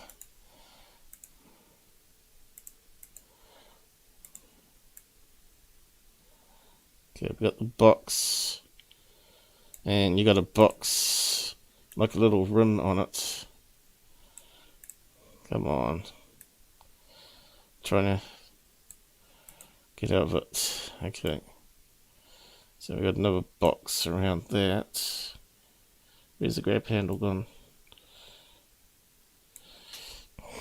So the sun rays are coming in right across the lens. Maybe as he bent it upwards, not knowing he was bending it upwards, he accidentally took a snapshot, and that was one of the slides. So you got the sun rays coming in here. So straight away, that's going to cast a shadow, and around that way. And inside they got this this disc, opaque disc, whatever it is. It might be a lens, might be a cover, but it also has got damn it, another circle. It looks like a hole in the middle there, and straight away it causes reflection across the surface of this thing, which should be dot dot dot. Can I do dot dot dots? Nope. Oh yeah, it's going the wrong way though. Got an arrow. How do I turn the arrow off? Oh, I didn't know you could do that. That's something new I just learnt. Okay, that's cool. Wow, I didn't know you could do dotted arrows before. And of course, when you start the film, we're going to get that portion of it. Oops, don't want to change that, but it's alright.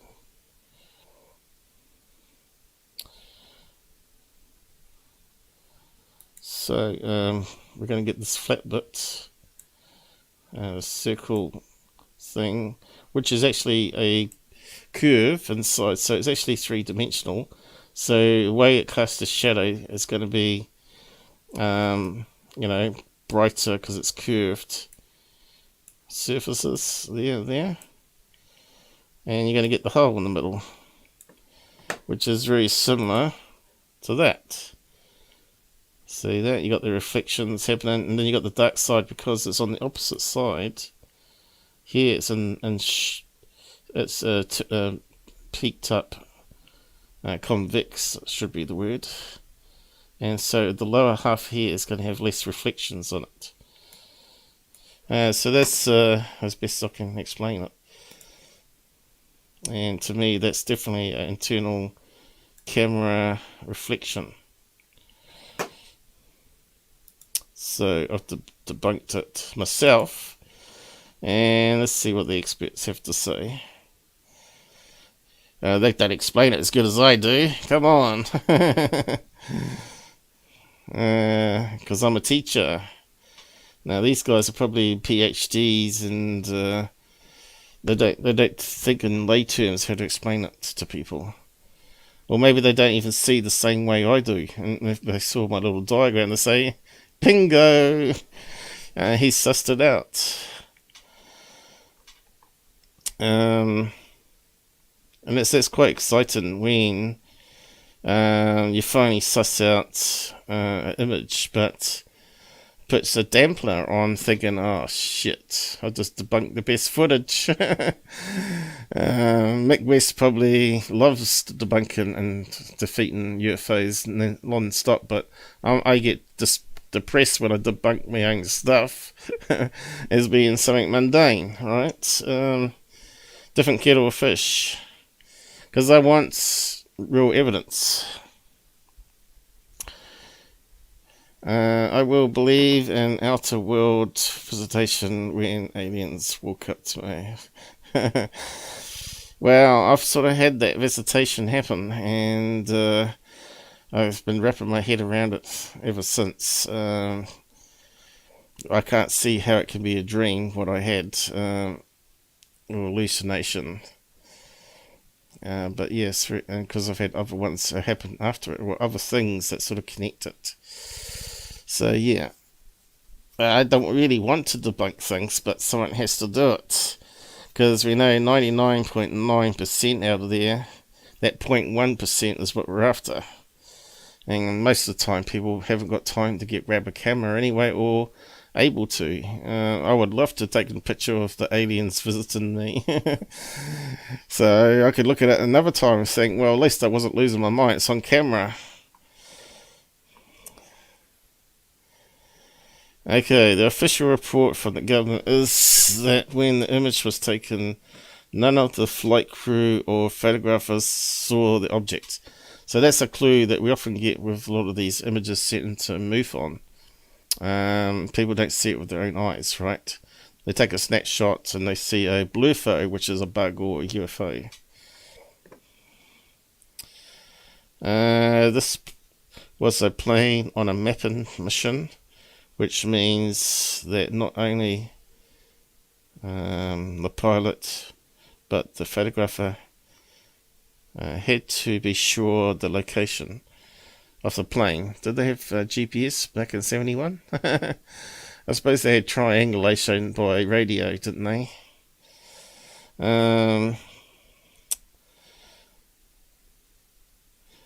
Was exact to conduct proper mapping. So they had to do it in grids, I guess. That means that both would be observant outside the plane. Conclusion should be that if it was not seen while the image was being captured, well, especially if it's, what did they say, 600 feet? There is some type of photographic anomaly involved and not automatically jump to an extraterrestrial conclusion. So I'm not too sure why someone with Jack Vallet's obviously PhD brain set couldn't see what I saw in that image when looking at the equipment that took it, because that's the first thing you do. You say, if I was going to hoax it, how can I recreate it? It might have been just bright enough sun that happened that instant on a certain angle, and bingo, you get that, you can recreate it. So that would be the next thing to try and do, I guess, is try and recreate it with the same camera. But you have to understand how it was made in the first place, right? To be able to try to replicate it. You could have said that something come loose in the camera, it flowed across the lens, and then it got stuck on the other side and didn't make any more rattling. It's another possibility, of course. Then you want to also dismantle the camera and document it bit by bit to make sure everything was in place. So things can actually be analysed properly. I'm not sure if Jack Valet did that. By the sounds of it, it doesn't sound like it. Okay, just zoom in a bit here, the eyes a bit blurry again. Analysis concluded that if this was located 10,000 feet away from the camera, its maximum dimension would be 210 meters or 683 feet. They do not mention that if the object was closer, it could have been considerably smaller, depending on the location of the object. I guess if someone threw a frisbee past the aircraft as it was taking a snapshot. So how would that happen, though? I don't know. It could range from 683 feet to something as small as a bag. I suppose what they're saying there, it could be something that fell off the front of the plane and passed quite close to the camera when they took the snapshot. So is it possible that a washer fell off the plane and went past the camera just as he clicked? Yes, of course it's possible. But in this case, I don't think. I think my analysis is correct. It was actually internal camera refraction and reflections. The report also states absence of a shadow from the disc, which we did actually see in the enhancement. It didn't have any. I think I closed it now, haven't I? Although there was like a dark line that went across the reflection surface there as well, which could simply be a hair inside the camera on that lens. We know hairs tend to get inside things. Well, it could even been a wire dangling down, or a wire on the edge that somehow reflected the light. So yeah. So, our conclusion. Okay. Well, the report did look into the possibility of some type of debris on the film, or its film playing backplate was discussed and disregarded. They never looked at the camera itself. I find that very odd. The camera system has a very unique opaque optic system that looks very similar to the object in the photograph, which we just looked at when we zoomed in. It's got some opaque lens or something there with a hole in it. Because there were no eyewitnesses reports from the ground or members of the mapping team, there is not much of a chance of this being an object of approximately 680 feet. The problem that report had with the object not creating a shadow is easily explainable if the image was created by the optics in the camera and not a physical object below the plane. Correct.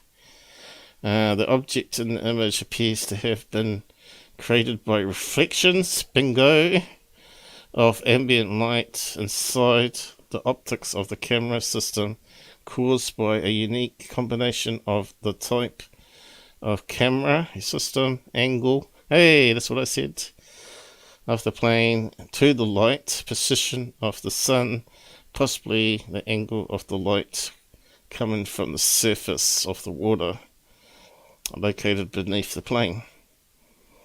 Yes, I guess that's a possibility too. The sun reflecting brightly off the sea waves at that time. So there you go. I didn't do too bad, and I think my little drawing demonstrates it a bit better than what they did in this article. I'll post a link to it in the side chat.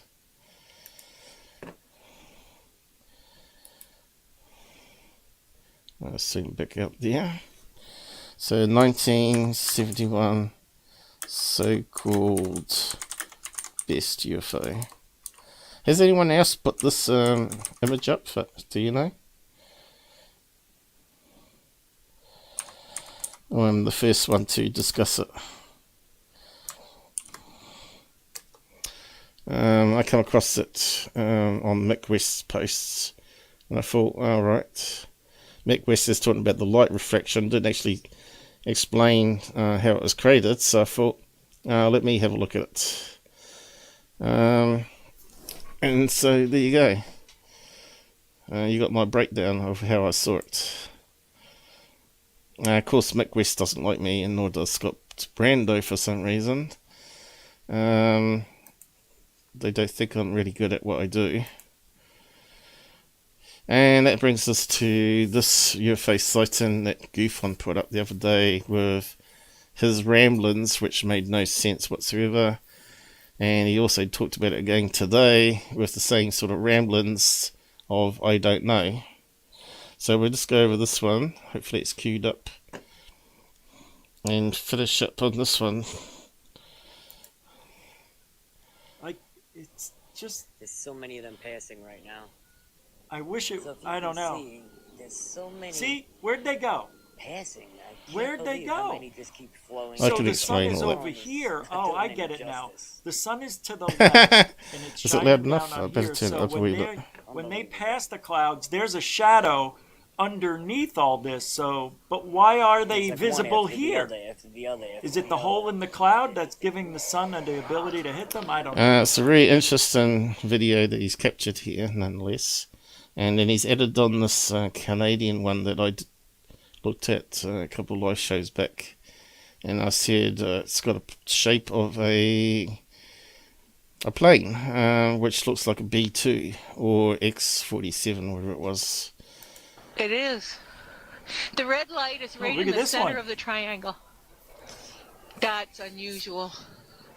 Yeah, so we looked at that one already. We'll go back to the other one. That is weird.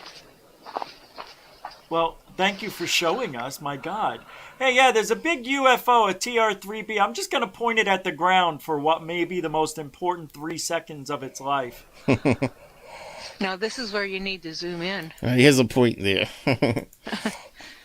Yeah, but nobody uses a fucking real camera anymore. And Yeah, so if you had a P1000, you better zoom right onto it and actually know if it was a alien craft or man-made plane. anyway, Anthony, that's phenomenal. I think there's enough light in this video for that, of course. Of course, they're not using any of the apps either. Like the flight radar thing may have actually told them that it was a B2. They may not have had the call sign off if it's a military plane. Sometimes they don't turn it off. I Okay, back don't to this. know, brother, but Back to this video again. Apparently there's loads and loads of orbs passing through the cloud, and you see it in the gap, and then they pass through the cloud. But you can see that some do seem to slow down and change direction, and then fly back in the same direction as the others. So have a look at this, and I'll tell you what it is at the end, what I believe it is. I am going to have to look at that with admiration, because I really enjoy it. Naturally, I'm going to be skeptical. I think, here we go. I mean, it's like one after the other, after the other, after Okay, the can other. you see that? They're just in groups. Some are going. Then he puts the filter on. See, but there's so many At first I orbs thought up there maybe right it was now flying over the beach. birds. The sun. It's just too Which is a big to possibility, glare. but I think it's Too something much. else, You which guys I'll can see talk what about I'm in a seeing minute. right now. I'm just gonna keep plugging away. The objects look white. Man, really hard to see. I only have my iPhone. Hope you guys are seeing this. There's so many of them passing right now. So if you can see, there's so many passing. I can't believe how many just keep flowing in. But I just hear it sounds like a chopper in the background. my phone is not doing But it's any nothing to justice. do what the objects Anthony, are, do you though. want to come on for 5 minutes and explain? Answer some Unbelievable. questions? If not, that's cool. We can do it another time.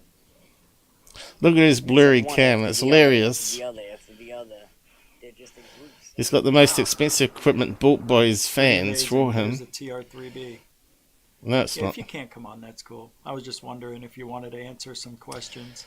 Now, if he was a truther, he wouldn't be saying it's a TR3B. He says, well, it's 3 lights and a red light. Generally, red lights indicate man-made strobe light. And, of course, it was blinking every second in the video, which is typical of the blinking lights on planes. So he gets this guy that filmed it on, which is lucky that he follows him and gives him all these videos to look at. But Okay, I'll send. you ain't going to get any common sense out of this guy, because you got to remember he's a third phase of the moon defender. Believes they haven't hoaxed in the last 5 years, which is untrue, and he's put out something today, ranting on about it again today. Today, which is the next video. Which I keep saying he keeps repeating every week the same thing to reinforce it to new people. That third phase are good people, blah blah blah, which is nonsense. Really, it makes me angry. And the link here. Because he's so wrong.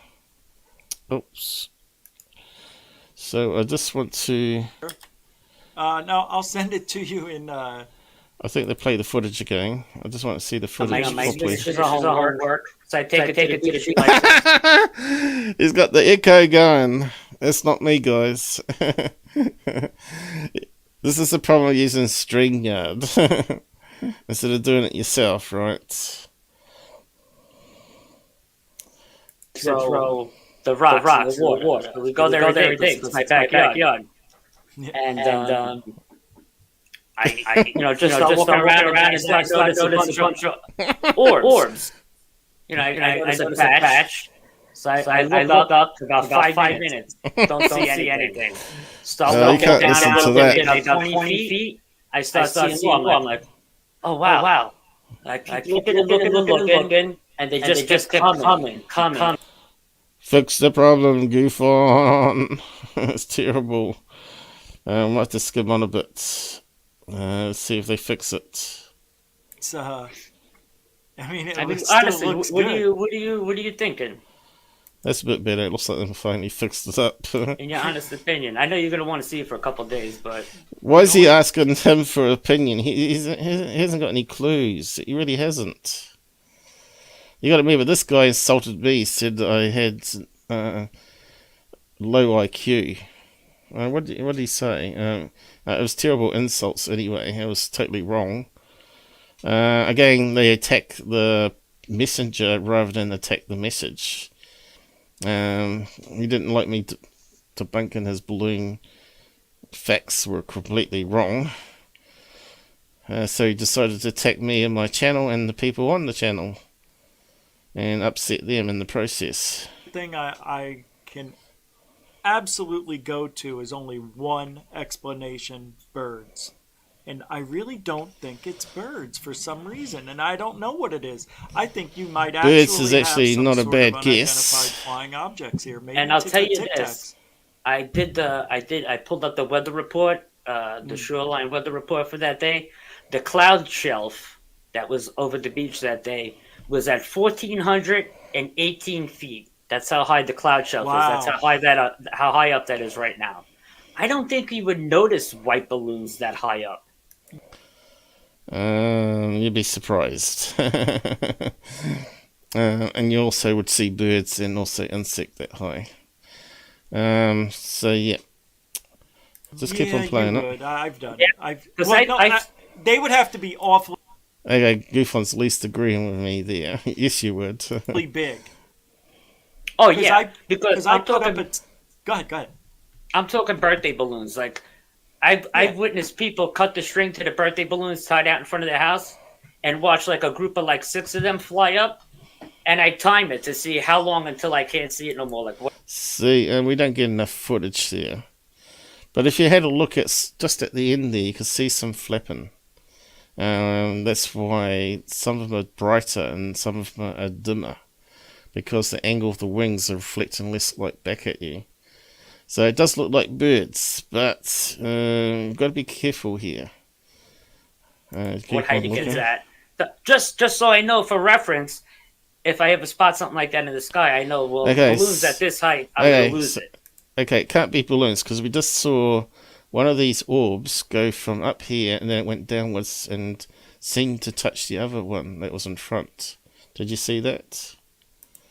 You'd almost have to play it slow motion, I suppose. Birthday balloons, like just watch it slowly, and you can see that some of them are sort of joining up. I've witnessed people cut the string to the birthday balloons tied out in front of their house somewhere. And watch like Comes out of that cloud, but you can see them going into that cloud too. See that behind it? Like 6 of them. So just watch where they sort of suddenly speed up and touch another one. Again, got that stupid cut. And I time it to see how long until I can't see it no more. Like what height it gets at. See, that one there is coming backwards, or it's slowed down and the other ones are catching up to it. And then suddenly they disappear. But there is a cloud cover there. Just so I know for reference, if I ever spot something like that in this See this one here started coming downwards. sky, I know, well, balloons at this height, I'm going to lose it. To me, that rules out balloons straight away. So we can rule out balloons. So we got to look for signatures. So we got balloons on the list, we got birds on the list, and I'm going to add another one to it, butterflies. You're saying butterflies? It's not butterflies. Hanging horses. We'll get to it. So just keep on going. Normally, I lose it after like 300-400 feet. It's like the tiniest little dot. It is, yeah. If you miss it for a second, it's gone. But all of this, I mean, some of these are over the cloud shelf, and some of them are under the cloud deck. Yeah. Which is strange. And the sun is to the left of me, behind me. I would say that is southwest, maybe behind me. That's where the sun is. It's behind. It's behind me to my left is where the sun is. Yeah, the because sun it's sets in it's the going west. down. It rises in the front of me and it sets behind me. Yeah. So, yeah, that's. To me, it looks like they're above the clouds, so they're going to get all the sun, right? So that's why they're highly reflective. That's how it was set up. It's pretty much what I figured. See that one there was blinking? And when it blinks like that's obviously wings going up and down, and you get more surface area. Then as it's going back down to gliding mode, you're just getting the body off the insect, so it disappears, right?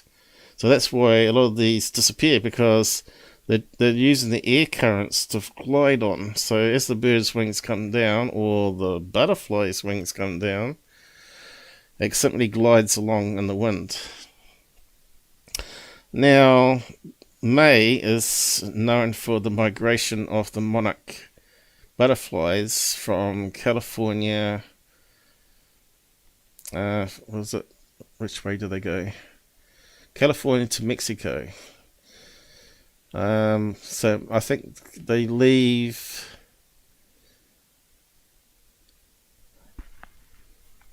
Let's see, they leave in October for Mexico and get up there in February, stay around for a few months, and then fly away again. And so he's seen them flying out to sea here, heading north, did he say? So that would be California, wouldn't it? Mexico. He's in down the south coast there, the west coast, I mean. Down south, though. With the way they were disappearing, because it's got to be shadow coverage. But you're looking at some shadow coverage. Yeah, but the way they. So you're totally wrong. It's nothing to do with shadows. It's to do with wings flapping. So if they ain't got the right signature in their analysis, they're going to guess wrong. So they're guessing balloons, which is totally wrong. When they disappear, you would think you would still see. Now, they might be right to say if the balloons were popping, they would disappear, and they're not reflecting anymore. They get too small for the sensor. But that's a lot of balloons. And some of them are turning, slowing down, which can't be correct, in the same air slipstream. So it's got to be something that's able to control the speed. So it's got to be something biological. It can't be even I suppose it could be a UFO. Should be on the list as well. But the flickering is typical of wings rather than a UFO. See some semblance of the object. Even That's what I was looking for, but right? You don't see it. I don't see it. I can't find it. It's almost as if they're the camera. It's a trick of the camera, maybe, because I'm using my iPhone 12 Plus. Could it be a trick of the camera that we're losing them when they go an opposite way, and we're losing them in the haze from the ocean? Yeah, the glare of the light, the haze. But we lose them it's because they're suddenly gliding for a wee while. So fast. I know. They don't even. It's almost and it looks like they're disappearing, but the sensor's not picking them up anymore. As if they twinkle out. Yeah. Yeah. It's see right here. They're disappearing here, but you think you would see them for a little ways and then slowly disappear, but they just shut down. They're just off. Yeah, as soon as they go into glide mode. So, better to go to his channel and look at the video there, I guess. I don't think GUFON's got any link up to it, has he? I don't think he's got any more. Here we go, Fleet. Yeah, he's finally put it on. But you can see that GUFON hasn't got a clue on this. And me, I would just be drawing circles, squares around it, capture it and put it through the editor, right? And enhancing it, having a good look at them. And they don't do anything on his channel like that. Which is what you do as part of the investigation. Obviously, you'd want to stabilize on one and keep that in frame and zoomed in and see how it's changing shape. That's generally why I do 4 frames and see if it keeps the same shape as it's moving. But normally I'd rip out the whole video and do the whole sequence of frames and stabilize it. Takes many hours to do that manually, of course. So let's just go to his page now. And find the video we're after. Oh right, that is on the video. Normally people post to their main page instead of the video, so this is actually the video. I just came outside. It's so hard to see, but there's so many orbs up there right now flying over the beach. The sun, it's just too hard to see. The glare is too much.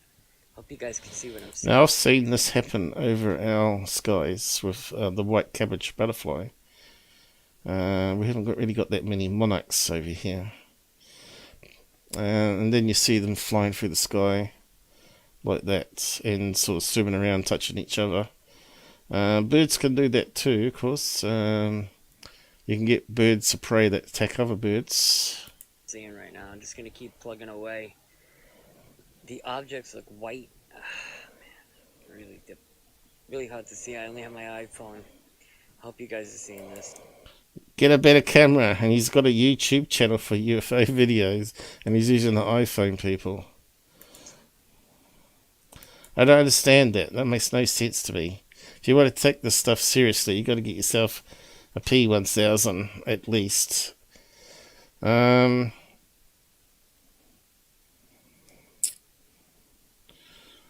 At least if you're going to go for cheap, like I've done, you've got to get one that's got 20 times optical zoom, because you can see how I've used it to zoom in planes, and you need it as you just don't see anything. So yeah, using a smartphone is not a good idea. There's so many of them passing right now. So if you can see, there's so many passing. And I can hear a banner plane or something in the background there. My phone is not doing any justice. Unbelievable. But it's good enough. It's like one after the other, after the other. Good enough to see what's going on just there. in groups. Some are going. I just came outside. It's so hard to see, but there's so many orbs up there right now flying over the beach. So that one changed direction. The sun, it's just too hard to see. Yep. The glare, it's too much. So he only filled for a short while as well. I'm not sure if we can do much with that one. Definitely where he's put the dark filter on is better. Now flying over the beach. See how that one come down there? They look like birds, but I think they're monarch butterflies. They're quite big, of course, and they have under wings underneath. They look white, and they're quite reflective. And I did something similar. MUFON actually filmed similar of a butterfly migration, and he refused to accept my debunking on it, which was on this video here. He may have done. Howard Stern had on Cold Stones. Okay, so this is one of GUFONs, and he didn't even realise he had this similar video where things were flying around touching each other. But it's a lot worse quality than the iPhone. So I don't see anything in that compared to the iPhone one. He's got his handy cam.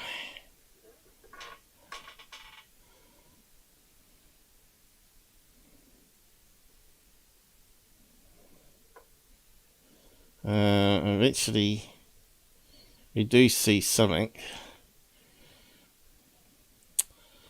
It's very similar to his video there. And of course it was filmed in April, which is part of the time of the migrations happening. There we go, we saw some white bits then. But we actually get a zoom in of a object where it looks like it's flapping, and they're going around in circles. They're just floated on the hot crosswinds. Anyway, I analysed it there. There we go, there's one. We finally get one that looks like it's flapping butterfly. You can quite see how it flapped around there quite a bit. That's one of those monarch butterflies. But anyway, you can watch that again if you missed it, and I'll post a link to it. And I actually post up examples showing you in other videos better quality, because GUFONs own butterflies, and they mocked me on his channel when I posted a comment on it saying it was butterflies. So he's not an expert. And enhance that too. And start to see triangular shapes. It's only so much I could do with it though. And then I look at videos of monarch migrations in California, and I look up the time frame of the migration. I do all that kind of research that MUFON would do, you know. I do actually analyze it at some stage. Put it in the editor. You can see how old it is. I was using Pinky back then. Pinky avatar.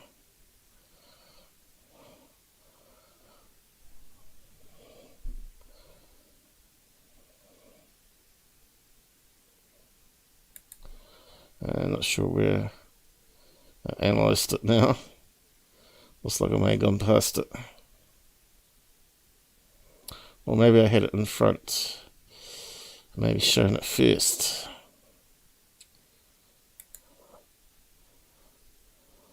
Ah, here we go. Was that the one?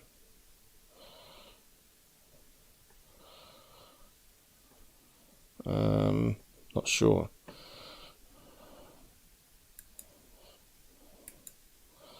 I think it might have been, which was a group of butterflies, a triangle shape on them. But anyway, best to watch it properly instead of me skimming it here. And it's always good to rewatch some stuff. Sometimes you might change your hypothesis conclusion.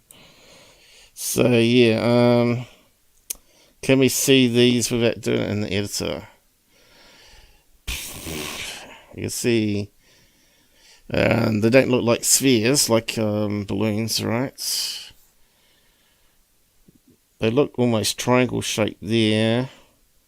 So they could be blue birds. And there. Looks like the wings might have been spread out a bit more. You know, that sort of thing. Further away. But they're certainly not circles. They're certainly bird shape. Or insect shape. We don't know how big they are, that's the problem. But if you Google that and say, what was I thinking?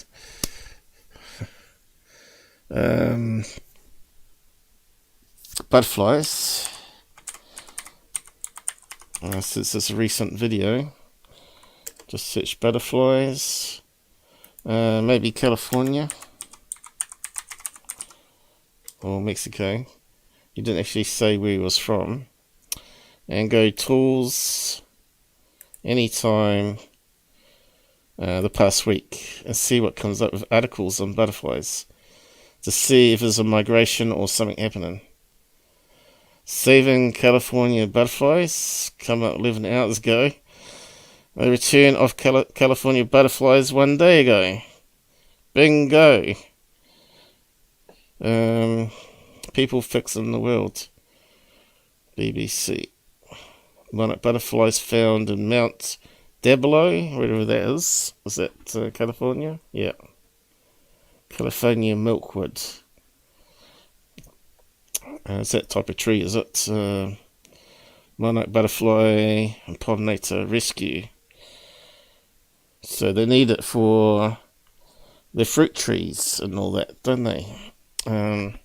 As you won't get apples and oranges and all that sort of stuff. So it's a good reason to save them. Like bumblebees. Bumblebees are the only ones that sort of fertilize like tomatoes, right? And moths and that sort of stuff. And of course butterflies would fertilize those because they're the type of flowers that suck nectar from. Honeybees don't touch that. Honeybees tend to touch more pollen on trees than they do on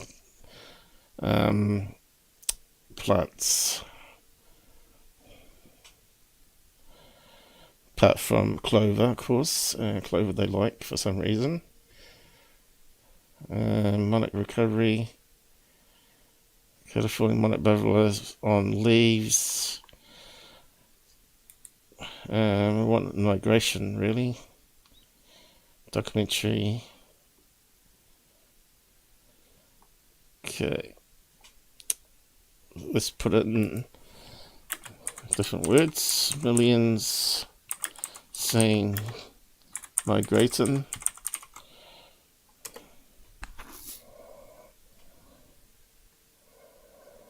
What butterflies are migrating in California? Bingo. What butterflies are migrating right now? Monarch. Rocky Mountains, that's up near Denver, past California. East Coast. So they're on the East Coast as well. What month do butterflies come out of California? What does it say? California population usually arrives in October and stays to February, or sometimes even March, or sometimes even May. May and April, actually. Which is probably what he's seen as the leftovers finally leaving.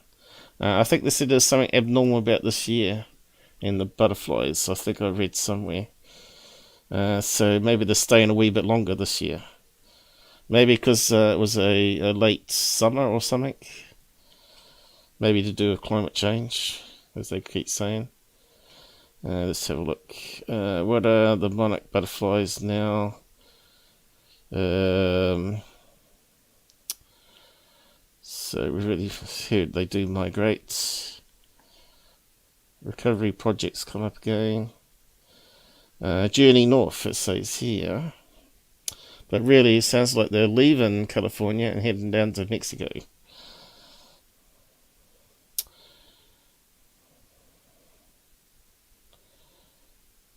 There you go, discovering Mexico's monarch butterfly migration. And it looks like it might be a video here. I wonder if it's safe to play it, see if it's similar to his video. Because that's how you do it, really, isn't it? Looks like it might be one of these dodgy sites that don't accept fair use.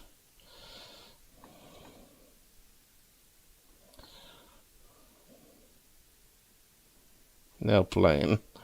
Is it? I don't see it. Yeah, it's not playing. Damn it. This is a shame because that one might be similar to what he saw. Let's see, we could probably do video tab. As there've got to be other people filming it by now. Thinking, oh, what's that? And it ends up at the news channel, of course, the migration of... Oh, here you go. And there is a video on that commercial one. I wonder if we should risk it. So it looks like they might be releasing them. So they migrate down to Mexico.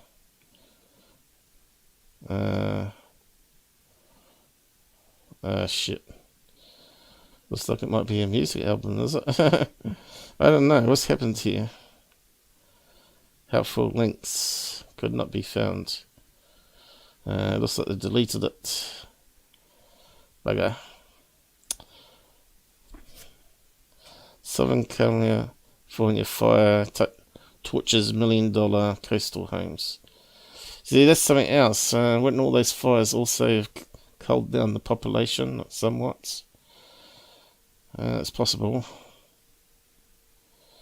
And also, if you put in what height they fly, which I did on my episode, they can go up to 20,000 feet, believe it or not, and they get into a gliding pattern, and they just fly. They don't flap their wings; they just glide on the slipstream straight down to Mexico. It's quite amazing, really.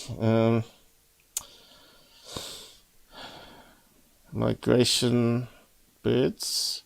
So the birds are happening at the moment too. So I can't rule out that being birds 100%, but I still think it's butterflies. So whatever, butterflies, California, migration.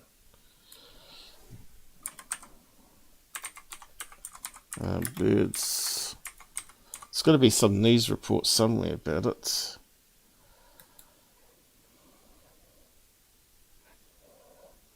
And here you go, they look white there, don't they? See that there? See how white they look? You know, if they're flapping in the sky.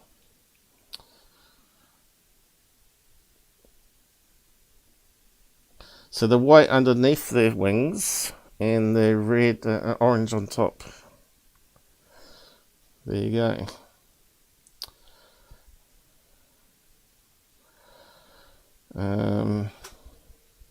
Five must-see migrations in California. Salmon. Sandhill cranes.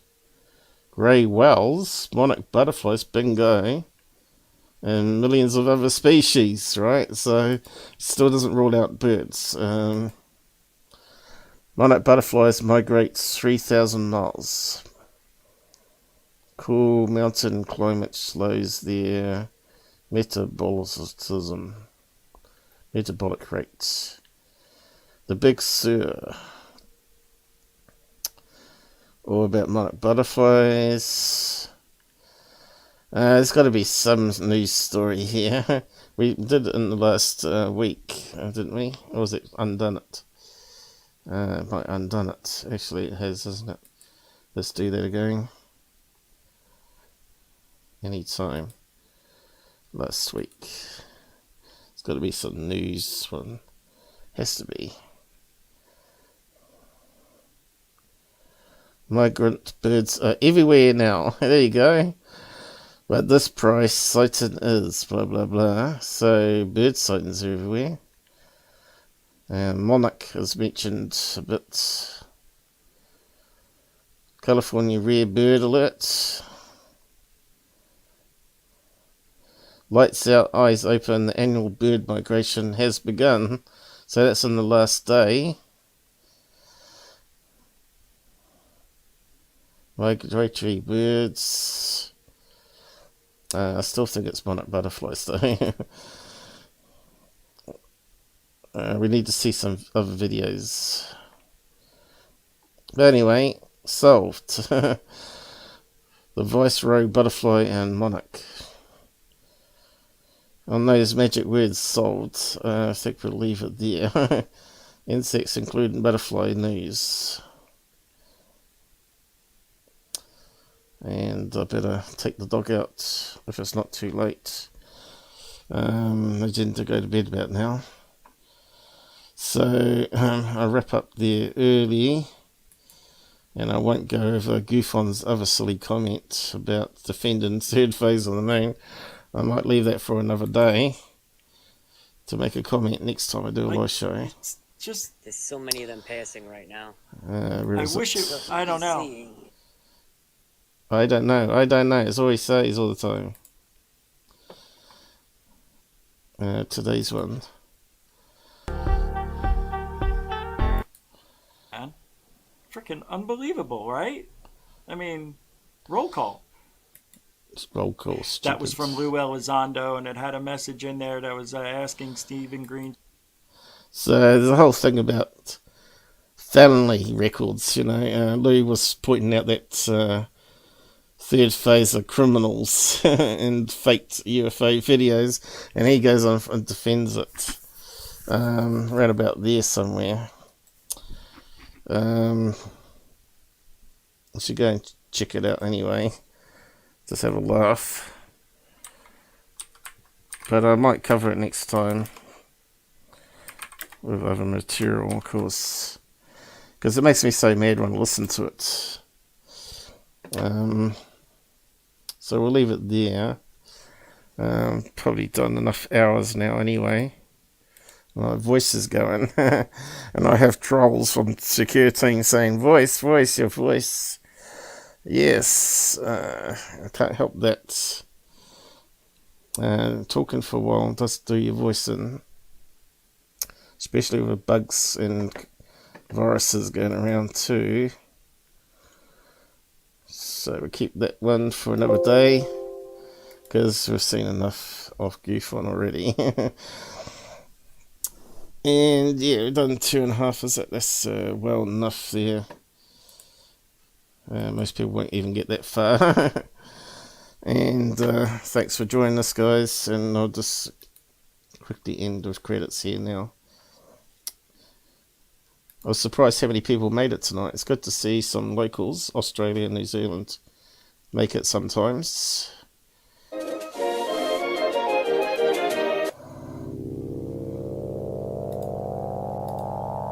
We need more people. And more moderators.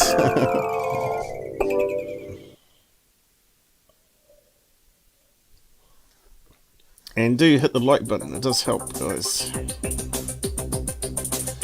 Or post a comment. Comments are really good. Questions, your own opinions, and if you didn't agree with something, by all means post comments. And hopefully you learnt something, you know, in the process.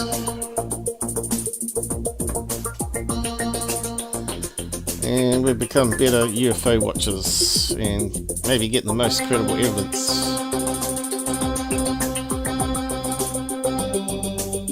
Save up for better cameras if you're into that sort of stuff.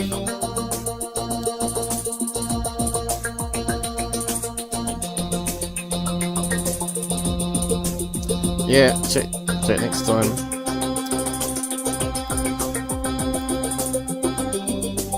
I think we lost a few people there.